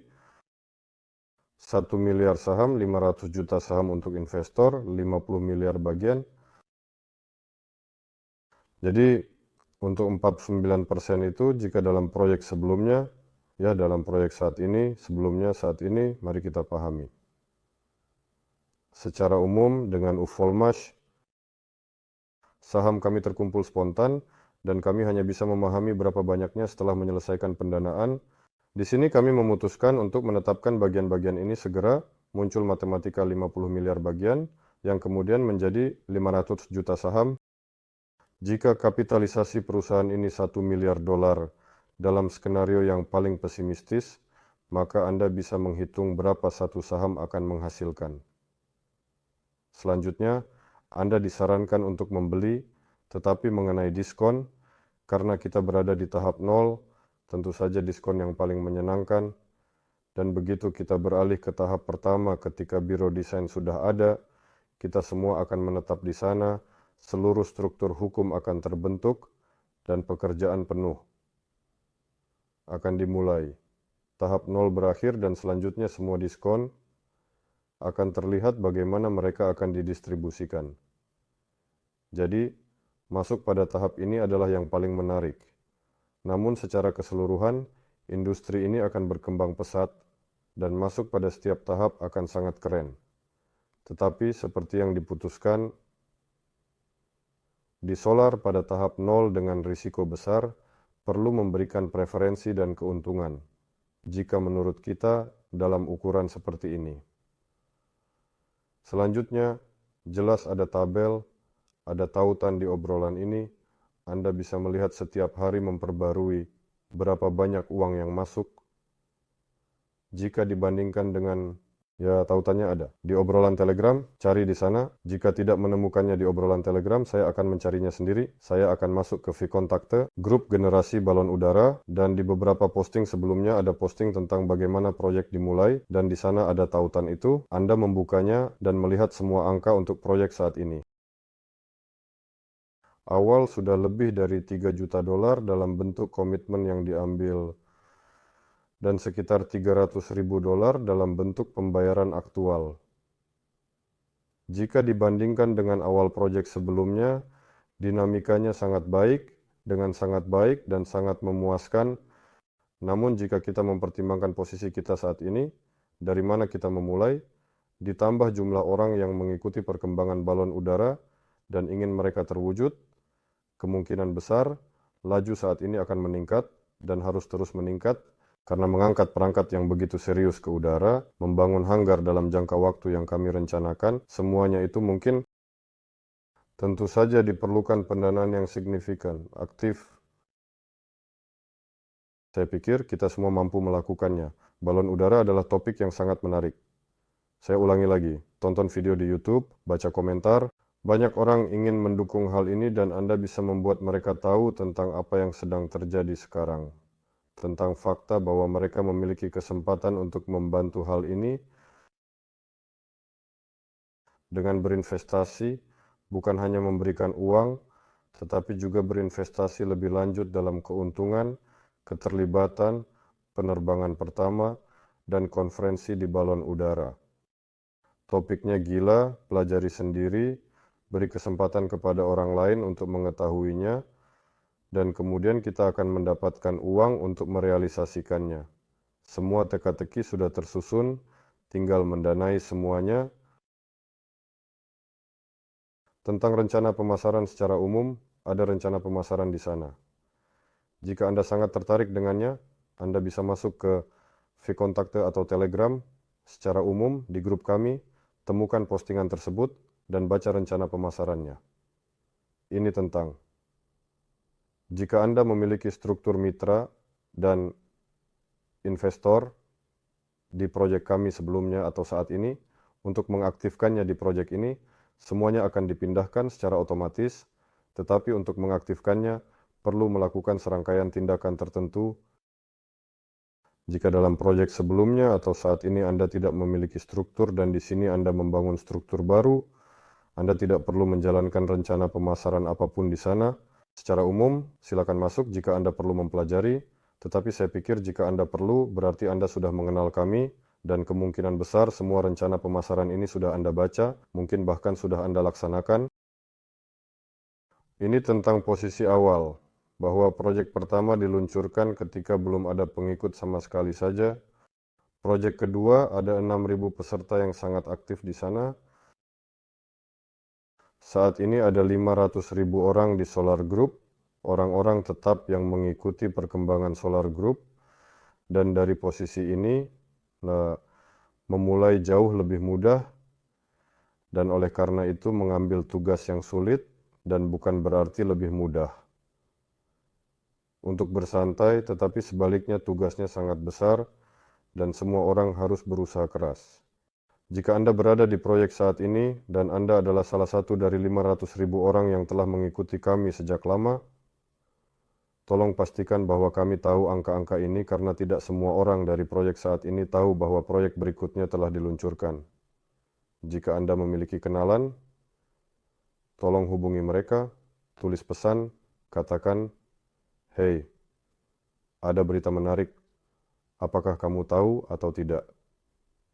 Mari kita bantu proyek ini untuk memulai." Bagaimana cara berinvestasi dalam proyek? Semuanya masih berfungsi di akun pribadi yang sama di mana proyek saat ini sedang berkembang. Anda bisa masuk ke sana melalui kode QR. Jika Anda belum pernah ke sana, di sana ada tab terpisah balon udara, masuk ke balon udara, dan semua mekaniknya sama seperti sebelumnya. Baiklah, mari kita lanjutkan. Sepertinya semuanya sudah beres. Sen akan membaca pertanyaan jika Anda memilikinya dan menjawabnya saja. Jadi di latar belakang putih tidak terlalu nyaman membaca pertanyaan di YouTube, tidak ada yang disiarkan, tetapi seharusnya beralih ke V-Kontakte. Katakan, di Project Zeppelin akan ada klub 100 dan klub 1000, dan apakah akan ada bonus yang menyenangkan? Yang pertama, naik Zeppelin. Saya pikir pasti akan terjadi. Mengenai klub, ada juga Sergei Shevchenko. Tanyakan langsung padanya, saya yakin akan ada acara yang menarik. Dengan klub, ini mungkin akan menjadi perluasan dibahas. Secara umum, kami memiliki sesi strategis Solar Group. Di sana dibahas klub-klub dan tindakan tertentu terkait klub-klub tersebut telah direncanakan. Lebih baik tanyakan padanya agar saya tidak mengatakan sesuatu yang salah. Apakah mungkin menggunakan helium sebagai gas pengangkat dan kemudian mengangkutnya kembali dengan hidrogen yang lebih murah? Secara keseluruhan itu mungkin. Ada proyek yang sudah direncanakan untuk transportasi helium ke negara-negara Asia. Di Rusia, produksi helium sedang ditingkatkan dengan cepat dan kemungkinan besar kita akan menguasai pasar ini dalam waktu dekat. Masalahnya adalah logistik, dan ada proposal dari pihak kami yang sedang dipertimbangkan oleh produsen transportasi untuk mengangkut semuanya dengan Zeppelin. Seperti yang saya katakan, stratosfer akan menghasilkan banyak uang, dan Zeppelin ini juga akan menghasilkan banyak uang. Kami akan menjelaskan indikator ekonomi ini sedikit lebih lambat, termasuk rencana bisnis dan sebagainya. Dalam 1 atau 2 bulan kami akan memberikan angka yang jelas. Saat ini mereka sudah memiliki semua data, hanya perlu disempurnakan dan diperbarui. Untuk transportasi helium, ada sejumlah perangkat dengan kapasitas angkut tertentu yang diperlukan. Keuntungan yang dihasilkan sangat besar, bahkan bisa menyaingi Gazprom. Mengangkut helium dalam wadah dewar akan sangat menarik dan menguntungkan, serta akan menghasilkan ledakan ekonomi. Selain itu, biaya helium sendiri dan biaya pengirimannya juga tinggi, tetapi kami menghemat. Secara keseluruhan, produsen kami tertarik dengan hal ini, Ini juga salah satu tugas yang akan diselesaikan. Hanya saja, untuk saat ini tidak terlalu ingin membicarakannya. Tapi Anda tahu, ekonominya sedang dihitung. Nah, kami akan menunjukkan semua angka, namun untuk mengempiskan Zeppelin, lalu mengisinya kembali dengan hidrogen dan terbang kembali, itu tidak akan terjadi. Zeppelin akan terus terbang di sana dengan campuran helium, mungkin dalam versi yang lebih baru tanpa awak, dan menggunakan hidrogen, tetapi hidrogen tetap mudah terbakar. Ya, tidak mudah meledak. Hidrogen dalam jumlah besar juga terbakar, tetapi tidak meledak, dan kami tidak ingin menggunakannya tanpa membuktikan keamanannya setidaknya dalam keadaan terflegmatisasi, artinya ketika hidrogen dengan aditif tertentu terus-menerus diaduk dan tidak terbakar. Awalnya semuanya akan terbang dengan helium. Namun di masa depan, kemungkinan besar sebagian hidrogen akan tetap masuk ke negara tersebut.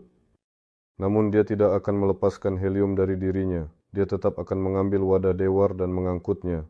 Ini mungkin dan ini direncanakan.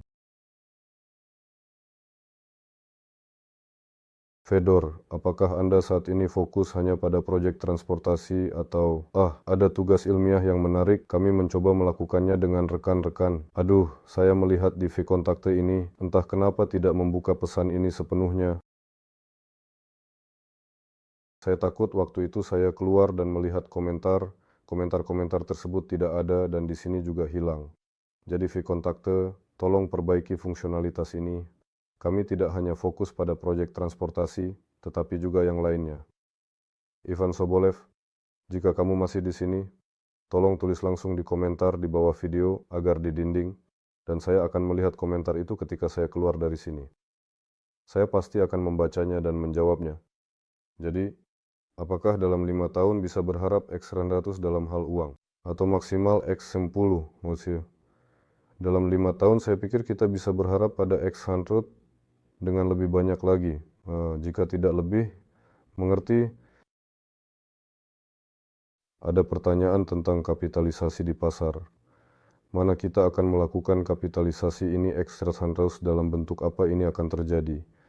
Apakah Anda berinvestasi di sini dan mendapatkan dari dividen? Dengan dividen X100 mungkin dalam 5 tahun sedikit ini, tetapi langsung dari dividen atau dari investasi Anda lalu keluar dengan saham. Untuk itu, kita akan memilih tentu saja bursa. Di sana kita akan melakukan semua prosedur ini, membawa perusahaan ke sana dan sahamnya akan naik. Saham-saham di sana akan melambung tinggi. Karena perusahaan manapun yang saat ini menutup ceruk transportasi logistik ini, khususnya dengan Zeppelin. Ditambah dengan pengembangan di stratosfer dan pengangkutan dari 2 ton hingga stratosfer, ya, saham perusahaan ini akan bernilai sangat tinggi, mungkin bisa mencapai 10.000 kali lipat. Pertanyaannya, kapan kita akan menjalani prosedur ini? Kemungkinan besar pertama-tama perusahaan induk akan dibentuk sebagai dasar, mulai menerima pendapatan, dan hanya setelah itu perusahaan yang menguntungkan akan masuk ke pasar saham agar menjadi menarik, bisa dikatakan. Dan kemudian sahamnya melambung tinggi, kita mengambil sebagian, membagikannya kepada Anda tentunya, dan saham Anda menjadi sangat berharga, bukan hanya tentang X100, tetapi lebih dari itu. Jika Anda memiliki proyek yang menarik dan prospektif, Anda bisa... itu sudah jelas. Baik, bagaimana Zeppelin akan dilindungi dari drone dengan bahan peledak? Jelas perlu mempertimbangkan risiko seperti itu, terutama saat mengangkut orang. Ya, sedikit cerita tentang drone. Secara keseluruhan, ada banyak proyek terkait drone dan mereka datang kepada kami untuk pendanaan serta didanai oleh institusi klasik. Semua orang melihat seberapa cepat mereka berkembang, baik militer maupun non-militer. Warga sipil sudah bisa melihatnya di internet. Di Tiongkok, para ahli konstruksi membawa semen dan langsung mengangkatnya ke lokasi konstruksi dengan karung. Dan di daerah pegunungan, drone membawa sesuatu untuk mereka. Orang-orang kaya sekarang sudah melengkapi rumah mewah dan mobil mereka dengan drone seperti ini, yang menyediakan keamanan anti-drone. Jadi mereka lepas landas, memindai sesuatu di sana, mendarat kembali, menghancurkan sesuatu saat mendekat, dan semua ini akan berkembang dengan sangat cepat. Kami memiliki perusahaan yang berkomunikasi erat dengan kami. Perusahaan itu berada di Rusia. Kemungkinan besar mereka memimpin dalam hal drone. Mereka setengah militer, setengah swasta. Sepertinya mereka sangat ingin menjadi swasta, tetapi situasinya sedemikian rupa sehingga mereka terpaksa tentu saja juga menangani tema militer, dan salah satu arah terkuat mereka adalah perlindungan. Perlindungan dari drone kamikaze, dari segala macam. Tentu saja saya ingin mengatakan bukan hanya bahwa ya Zeppelin kami akan dilindungi dalam waktu dekat, semua peralatan besar dan mahal, properti dan lainnya akan dilindungi dari drone ini. Dan sistem-sistem ini akan diterapkan di mana-mana dan di seluruh tempat. Tentu saja di Zeppelin karena ukurannya besar, indah, dan kami sayang padanya. Semua sistem ini akan kami pasang. Jadi jika terjadi kebocoran atau kerusakan pada tabung, seberapa halus dia bisa turun. Ada beberapa cerita berdasarkan pengalaman nyata. Suatu kali baling-baling rusak, para insinyur kami ketika mereka menguji kapal udara, baling-balingnya rusak. Baling-baling itu berada di dalam cincin dan cincin itu pecah. Bagian cincin tidak menembus sepenuhnya tetapi merusak selubung dan kantong gas. Mereka baru menyadarinya pada hari kedua. Mereka melihat bahwa ada masalah dengan baling-baling. Mereka mengganti baling-baling saat dalam perjalanan, mencapai hanggar, memarkir di hanggar, dan baru keesokan harinya menyadari bahwa ada sesuatu yang salah dengan kapal udara. Satu kebocoran tidak mempengaruhi karakteristik penerbangannya sama sekali. Bahkan tembakan senapan mesin tidak selalu menghentikan kapal udara. Mereka dulu berperang dengan itu, satu lubang saja bisa diabaikan selama berbulan-bulan. Artinya, jika kapal udara besar dan cukup berat ditembak dengan pistol, kebocorannya akan minimal, dan baru setelah seminggu kamu akan melihat ada sesuatu yang terjadi. Kapal udara tidak berada di bawah tekanan, jadi jika kamu melubanginya, ia tidak akan meledak seperti balon. Tekanannya mirip dengan atmosfer, dan pertukaran gas berjalan lambat, sehingga butuh waktu lama untuk berubah. Praktiknya menunjukkan bahwa kapal udara tidak akan langsung turun.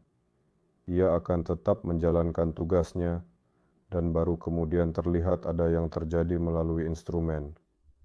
Tentu saja, tembakan senapan mesin kaliber besar akan membuatnya jatuh dengan cepat, tetapi tidak akan ada kepanikan di kapal karena baling-baling akan menstabilkannya. Namun, ini semua tentang situasi yang sangat serius dan luar biasa ketika seseorang memutuskan untuk menembak dengan kaliber besar. Kita berbicara tentang penggunaan kapal udara yang damai. Jika pesawat, helikopter, mobil, atau bahkan rumah ditembak dengan kaliber besar, semuanya akan rusak termasuk kapal udara, tetapi ia tidak akan jatuh. Sergei Semyonov memberikan analogi ini, dan saya akan mengulanginya. Jika pesawat atau helikopter mengalami kerusakan, helikopter akan jatuh seperti batu. Pesawat mungkin bisa meluncur sementara kehilangan kecepatan.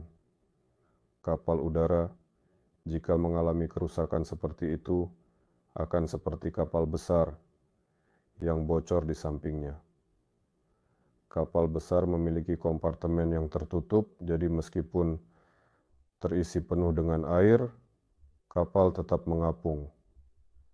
Hal yang sama berlaku untuk kapal udara. Jika satu atau dua kompartemen bocor, ia akan perlahan-lahan turun, tidak seperti helikopter atau pesawat yang jatuh dengan cepat. Jadi kita harus mempertimbangkan semua risiko. Tetapi bisnis ini memiliki prospek yang baik. Tidak mungkin ini akan merusak nasib seseorang.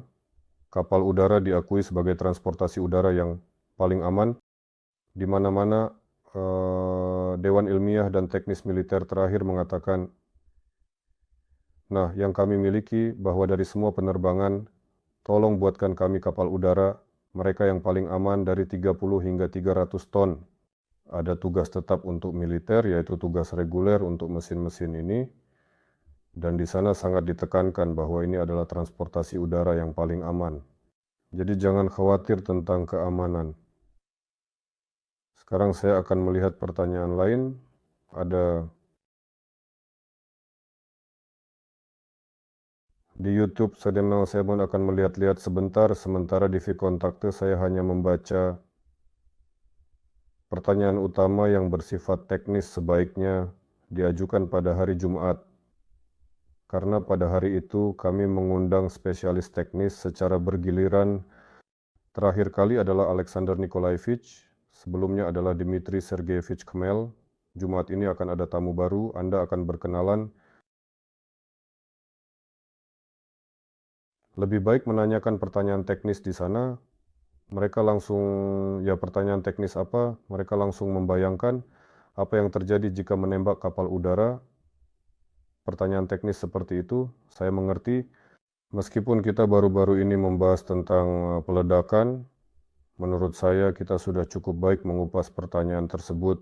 Seperti yang dikatakan oleh Kirilen, kami tidak ingin mengungkapkan masalah ini terlalu dalam, karena ini bisa menjadi petunjuk bagi pesaing kami, tetapi selain fakta bahwa kami memiliki pesaing, kami hanya memiliki kolega, dan jika kami meluncurkan kapal udara di seluruh dunia, itu akan sangat keren. Tapi minat komersial, ya komersial tentu saja, ini semua tentang uang investor. Penting untuk mendapatkan keuntungan, selain semua romantisme ini. Jadi, tutup mulut, teknologi kritis untuk diri sendiri. Perlindungan hukum dari modal besar, YouTube.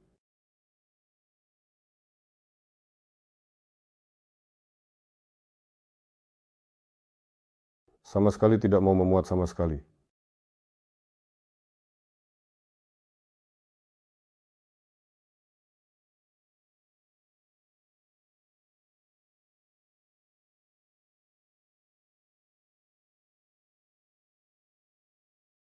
Jadi, saya sudah sedikit mengungkap pertanyaan ini. Bagaimana struktur perusahaan akan terlihat? Dalam proporsi apa keuntungan akan didistribusikan di antara para investor? Lebih dari setengah keuntungan seluruh perusahaan akan dialokasikan untuk distribusi kepada para investor. Ini adalah posisi ideologis kami yang akan kami pertahankan di semua rapat pemegang saham ini, dan karena kita memiliki bagian yang besar, semua ini akan memiliki bobot secara umum posisi kita, dan di dalamnya bagaimana keuntungan akan didistribusikan di antara para investor, yaitu berdasarkan ukuran bagian, berapa banyak saham yang Anda miliki, tentu saja, berapa banyak bagian yang Anda miliki, itulah keuntungan Anda. Ketika Anda berencana untuk beralih ke tahap pertama, saya juga mengatakan, ketika pekerjaan sudah stabil, ketika biro desain mulai berfungsi, struktur hukum akan bekerja, lembaga-lembaga industri akan menerima pesanan dan semuanya, artinya pekerjaan benar-benar dimulai dengan serius, dan ini akan berarti bahwa tahap 0 telah selesai. Modelnya ada, ia terbang, di mana videonya pendekatannya adalah sebagai berikut. Modelnya ada yang kecil, sedikit lebih besar, terbang serta mencapai stratosfer, tetapi tim insinyur ini mengatakan, kami berkumpul untuk membuat sesuatu yang lebih serius, megah, dan jangan bingungkan kami dengan hal-hal kecil seperti ini saja, yang sudah ada di seluruh internet. Hari ini di obrolan yang dikirim bahwa perusahaan Rusia menunjukkan balon udara tanpa awak pertama. Ini adalah mainan sepanjang 6 meter. Kami juga memiliki mainan seperti itu, tetapi ini jauh dari balon udara. Ini adalah mainan angin, seperti yang disebut. Nah, angin hanya apa itu balon udara tanpa awak.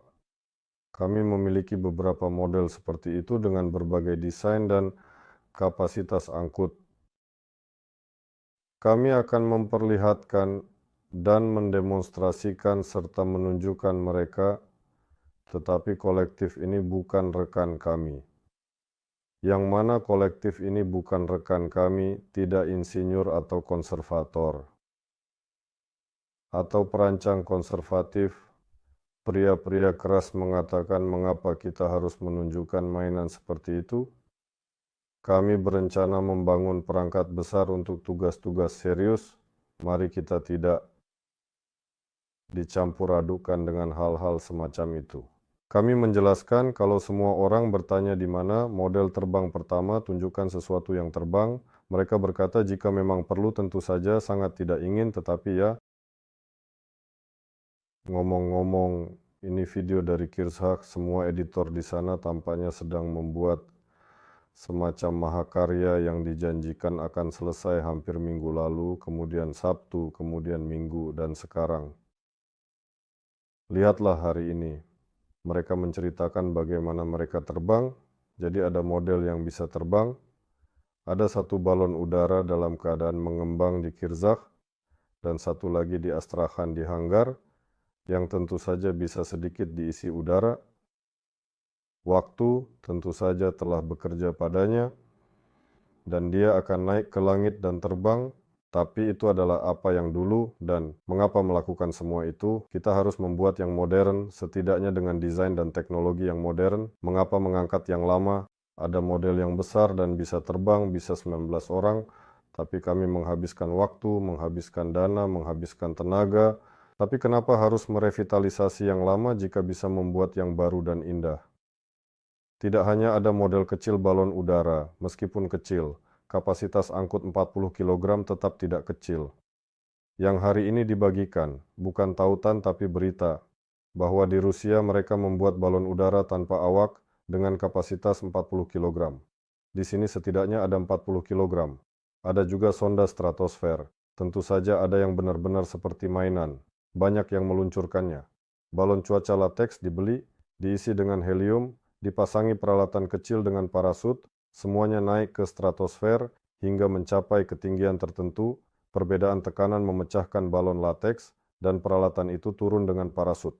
Saat naik, peralatan itu melakukan tugas tertentu, baik memantau cuaca, atau digunakan untuk kampanye iklan. Seperti ini kamera saya, ini merek saya naik ke stratosfer, saya turun dari stratosfer, dan semuanya diunggah. Ini benar-benar sangat umum dan benar-benar mainan yang tidak ingin kita urus sama sekali. Sekali lagi, sama sekali. Inilah tim insinyur kami, mereka juga memiliki hobi meluncurkan perangkat ke stratosfer. Tetapi bukan yang sekali pakai, melainkan yang lebih serius dan dapat dikendalikan. Jadi sewaktu itu hanya balon cuaca latex yang meledak ketika setelah 4 jam naik ke ketinggian yang ditariknya, maka di sini perangkat sudah terbuat dari bahan lain. Ini adalah perangkat dengan otomatisasi, ini adalah perangkat dengan ketinggian yang dapat diubah lebih tinggi tanpa naik. Dia bisa mendarat, dia bisa memilih arah, dia bisa bertahan selama berhari-hari, berminggu-minggu, atau berbulan-bulan. Melaksanakan tugas seperti melayang di atas suatu zona tertentu, atau mengelilingi planet misalnya. Jadi kami juga memiliki perangkat seperti itu sekarang, dan kami bisa dan akan meluncurkannya, tetapi sekali lagi, semua ini tidak dalam skala yang begitu serius seperti perangkat ini, yaitu balon udara stratosfer, karena ini benar-benar sesuatu yang belum pernah dilihat dunia sebelumnya.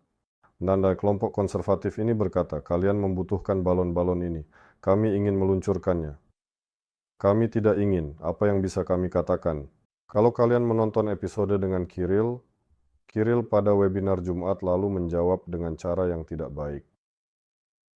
Secara langsung dia menjawab berbeda, di sini saya tidak tahu apakah dia sedang berakting atau tidak, bahwa mereka tidak perlu diluncurkan sama sekali, tetapi untuk mengatasi pertanyaan seperti apakah model ini bisa terbang dan di mana videonya, kami pasti akan meluncurkannya dan menunjukkan bahwa sekarang sudah banyak yang ada dan banyak yang bisa terbang, tetapi balon udara di stratosfer belum pernah ada.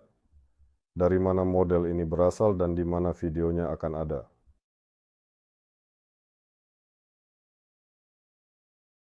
Balon udara akan naik dengan baling-baling atau dengan cara lain. Balon udara akan memiliki daya apung hampir nol di mana-mana, yaitu ketika dia mengapung sendiri itu adalah satu situasi. Ketika dia memiliki daya apung nol, kamu menahannya di sini, dia tidak menekan dan tidak mengapung. Kamu mengangkatnya ke sini, dia tidak jatuh dan tidak mengapung. Ada daya apung negatif, ketika dia masih memiliki berat tertentu, kamu melemparkannya ke atas, dia perlahan tenggelam. Kamu melemparkannya ke atas, dia perlahan tenggelam. Balon udara pertama ini akan memiliki daya apung negatif, artinya mereka akan tenggelam perlahan-lahan. Dia sedikit terangkat dengan baling-balingnya, tetapi agar tidak terbang ke luar angkasa. Dia akan turun dengan sedikit lebih lembut, namun mesin listrik tidak akan membiarkannya turun dengan lancar. Akan ada mesin utama besar yang akan menciptakan kekuatan propulsi untuk pergerakan cepat. Akan ada sekelompok kecil pekerja listrik stabilisasi, di mana panel surya yang akan sepenuhnya mendukung mereka. Agar tidak tenggelam, ia menggunakan motor listrik untuk tetap mengapung. Instalasi ini memberinya kecepatan propulsif, dan semua balon udara berbentuk cerutu seperti ini. Semuanya terbang tidak sejajar dengan tanah, mereka sedikit terbang dengan sudut kecil. Saya akan menunjukkan seperti ini, tetapi tidak begitu tentu saja. Dengan sudut yang tidak terlihat mereka terbang ke depan, dan karena permukaan yang besar yang terkena angin, ada tambahan gaya aerodinamis. Dan ternyata bukan karena daya apung negatif yang menenggelamkannya, tetapi sedikit mengangkat dirinya sendiri ke atas. Jadi aerodinamika bekerja, dan ada banyak nuansa tentang bagaimana semua ini terangkat, bagaimana ia membawa beban, dan bahkan untuk setiap tugas mereka memilih kombinasi yang berbeda. Baik baling-baling Archimedes, aerodinamis maupun dinamis, serta balast tanpa balast, hingga 40 ton semuanya akan tanpa balast, pasti, dan setiap perangkat menyelesaikan tugas yang berbeda dengan cara yang benar-benar berbeda. Kita bisa membuat daya apung positif, sehingga akan mengapung ke atas jika kita membutuhkannya untuk sesuatu. Ya, akan ada baling-baling yang dapat berputar memastikan balon udara tersebut naik, kemudian memberikan kecepatan propulsif saat daya apungnya negatif. Pada berbagai perangkat, untuk tugas yang berbeda semuanya berbeda. Berbicara tentang yang pertama, mereka akan diangkat oleh baling-baling, mereka akan diangkat oleh baling-baling. Itu akan diangkat oleh baling-baling, hanya agar tetap di sini. Jika dia seolah-olah ingin tenggelam, motor listrik yang akan diberi daya oleh panel surya tidak akan membiarkannya tenggelam, dan jika dia sangat berat, mereka tetap akan mengangkatnya dalam kasus seperti itu, karena daya apung negatif yang hampir nol ini akan disesuaikan dengan beban, ada beban, dan dengan beban ini dia memiliki daya apung sedemikian rupa, sehingga dia sedikit ingin turun ke bawah, tetapi sekali lagi, energi matahari tidak akan membiarkannya, dan dia akan stabil tanpa bahan bakar hanya dengan matahari. Jika itu sesuatu yang sangat berat dan perlu dipindahkan ke suatu tempat, maka silakan naik dengan baling-baling, berdiri di aerodinamika, dan pergi. Jika semuanya dimatikan dan dia sangat berat, ya dia mulai tenggelam. Bukan tenggelam, tapi secara kondisional mendarat setelah menyelesaikan tugasnya. Mengapa kita mematikan semuanya? Maka, pertanyaan jika Anda punya, tulis di vKontakte atau YouTube. Saya akan melihat satu sekarang dan masuk ke yang lain.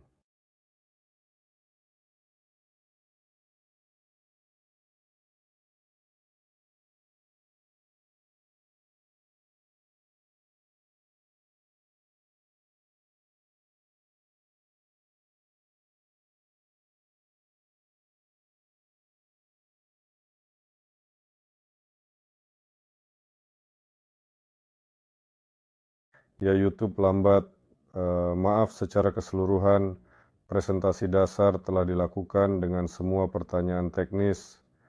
Datanglah pada hari Jumat, kita akan membahas semuanya, kita akan menceritakan semuanya, kita akan menjawab semua pertanyaan pada hari Selasa depan. Saya berharap Pavel Filipov akan siaran dan menjelaskan lebih detail tentang saham, tentang pemasaran. Sebentar lagi, beri suka, bagikan rekaman, bantu, tolong proyek berkembang. Ini sangat penting.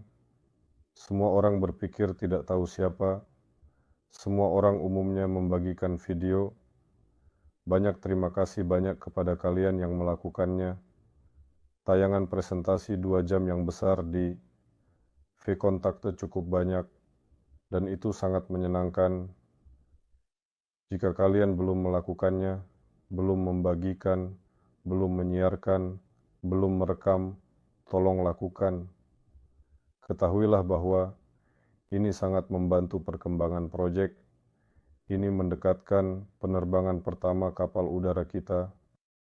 Beri suka, bagikan rekaman.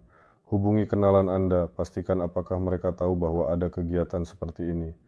Bahwa kita bisa mengikutinya, kita bisa berpartisipasi di dalamnya. Mari kita berkumpul dan membangun paus langit yang besar dan indah seperti itu.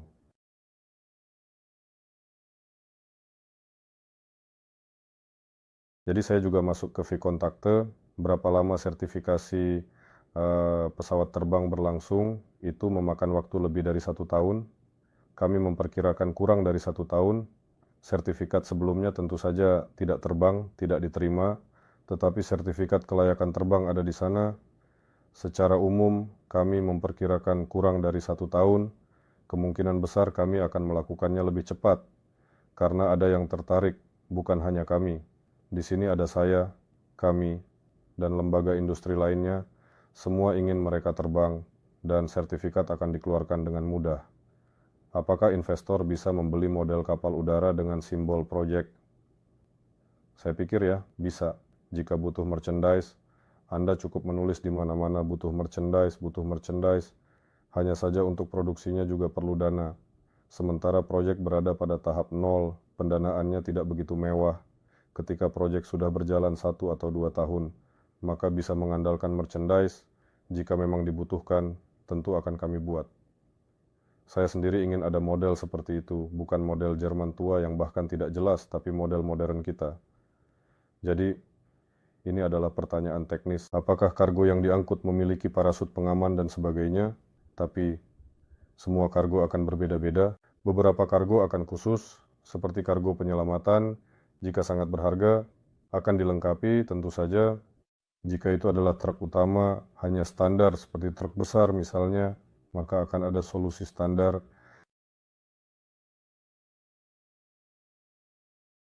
Jika sesuatu sangat mahal, bahkan bisa dipasangi sayap dan mesin roket. Tapi, sekali lagi, saya ulangi, kapal udara tetaplah hal yang paling aman. Akan lebih berbahaya ketika ini berkembang hingga ada bajak laut di kapal udara yang mendekati kapal udara lainnya. Di sana parasut tidak akan menyelamatkan. Halo, saya memiliki penemuan sensasional untuk Anda di bidang konstruksi negara. Teman saya yang sudah meninggal, seorang profesor, meninggalkan ide uniknya kepada saya di bidang Anda. Ini alamat saya. Tulis, Anda tidak akan menyesal, Mikhail. Kami melihat, senang bahwa Anda juga melihat kami. Anda juga dari Novosibirsk. Saya mengerti. Baiklah, kami akan segera menulis. Ada email. Secara keseluruhan, semuanya lagi-lagi menjadi 2 jam, selalu ingin hanya 40 menit. Terima kasih karena Anda di sini dan tertarik dengan kapal udara, berarti kita adalah jiwa yang sejalan. Ini adalah tema yang sangat keren tentang paus langit. Kita pasti akan berhasil. Dari pihak kami, semuanya sudah dipersiapkan. Sekarang dari pihak Anda, diperlukan aktivitas. Tidak harus aktivitas, maksud saya berlari, berinvestasi. Cukup beritahu orang-orang bahwa di Rusia telah memulai pembangunan kapal udara.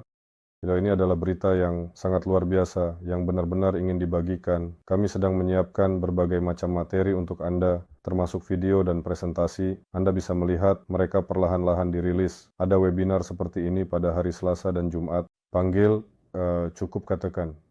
Bayangkan kapal udara akan segera terbang. Harus menonton, harus mengamati. Dan ini sudah merupakan bantuan yang sangat keren dari pihak Anda. Jadi kita tidak berpisah, kita akan bertemu di media sosial. Sampai jumpa.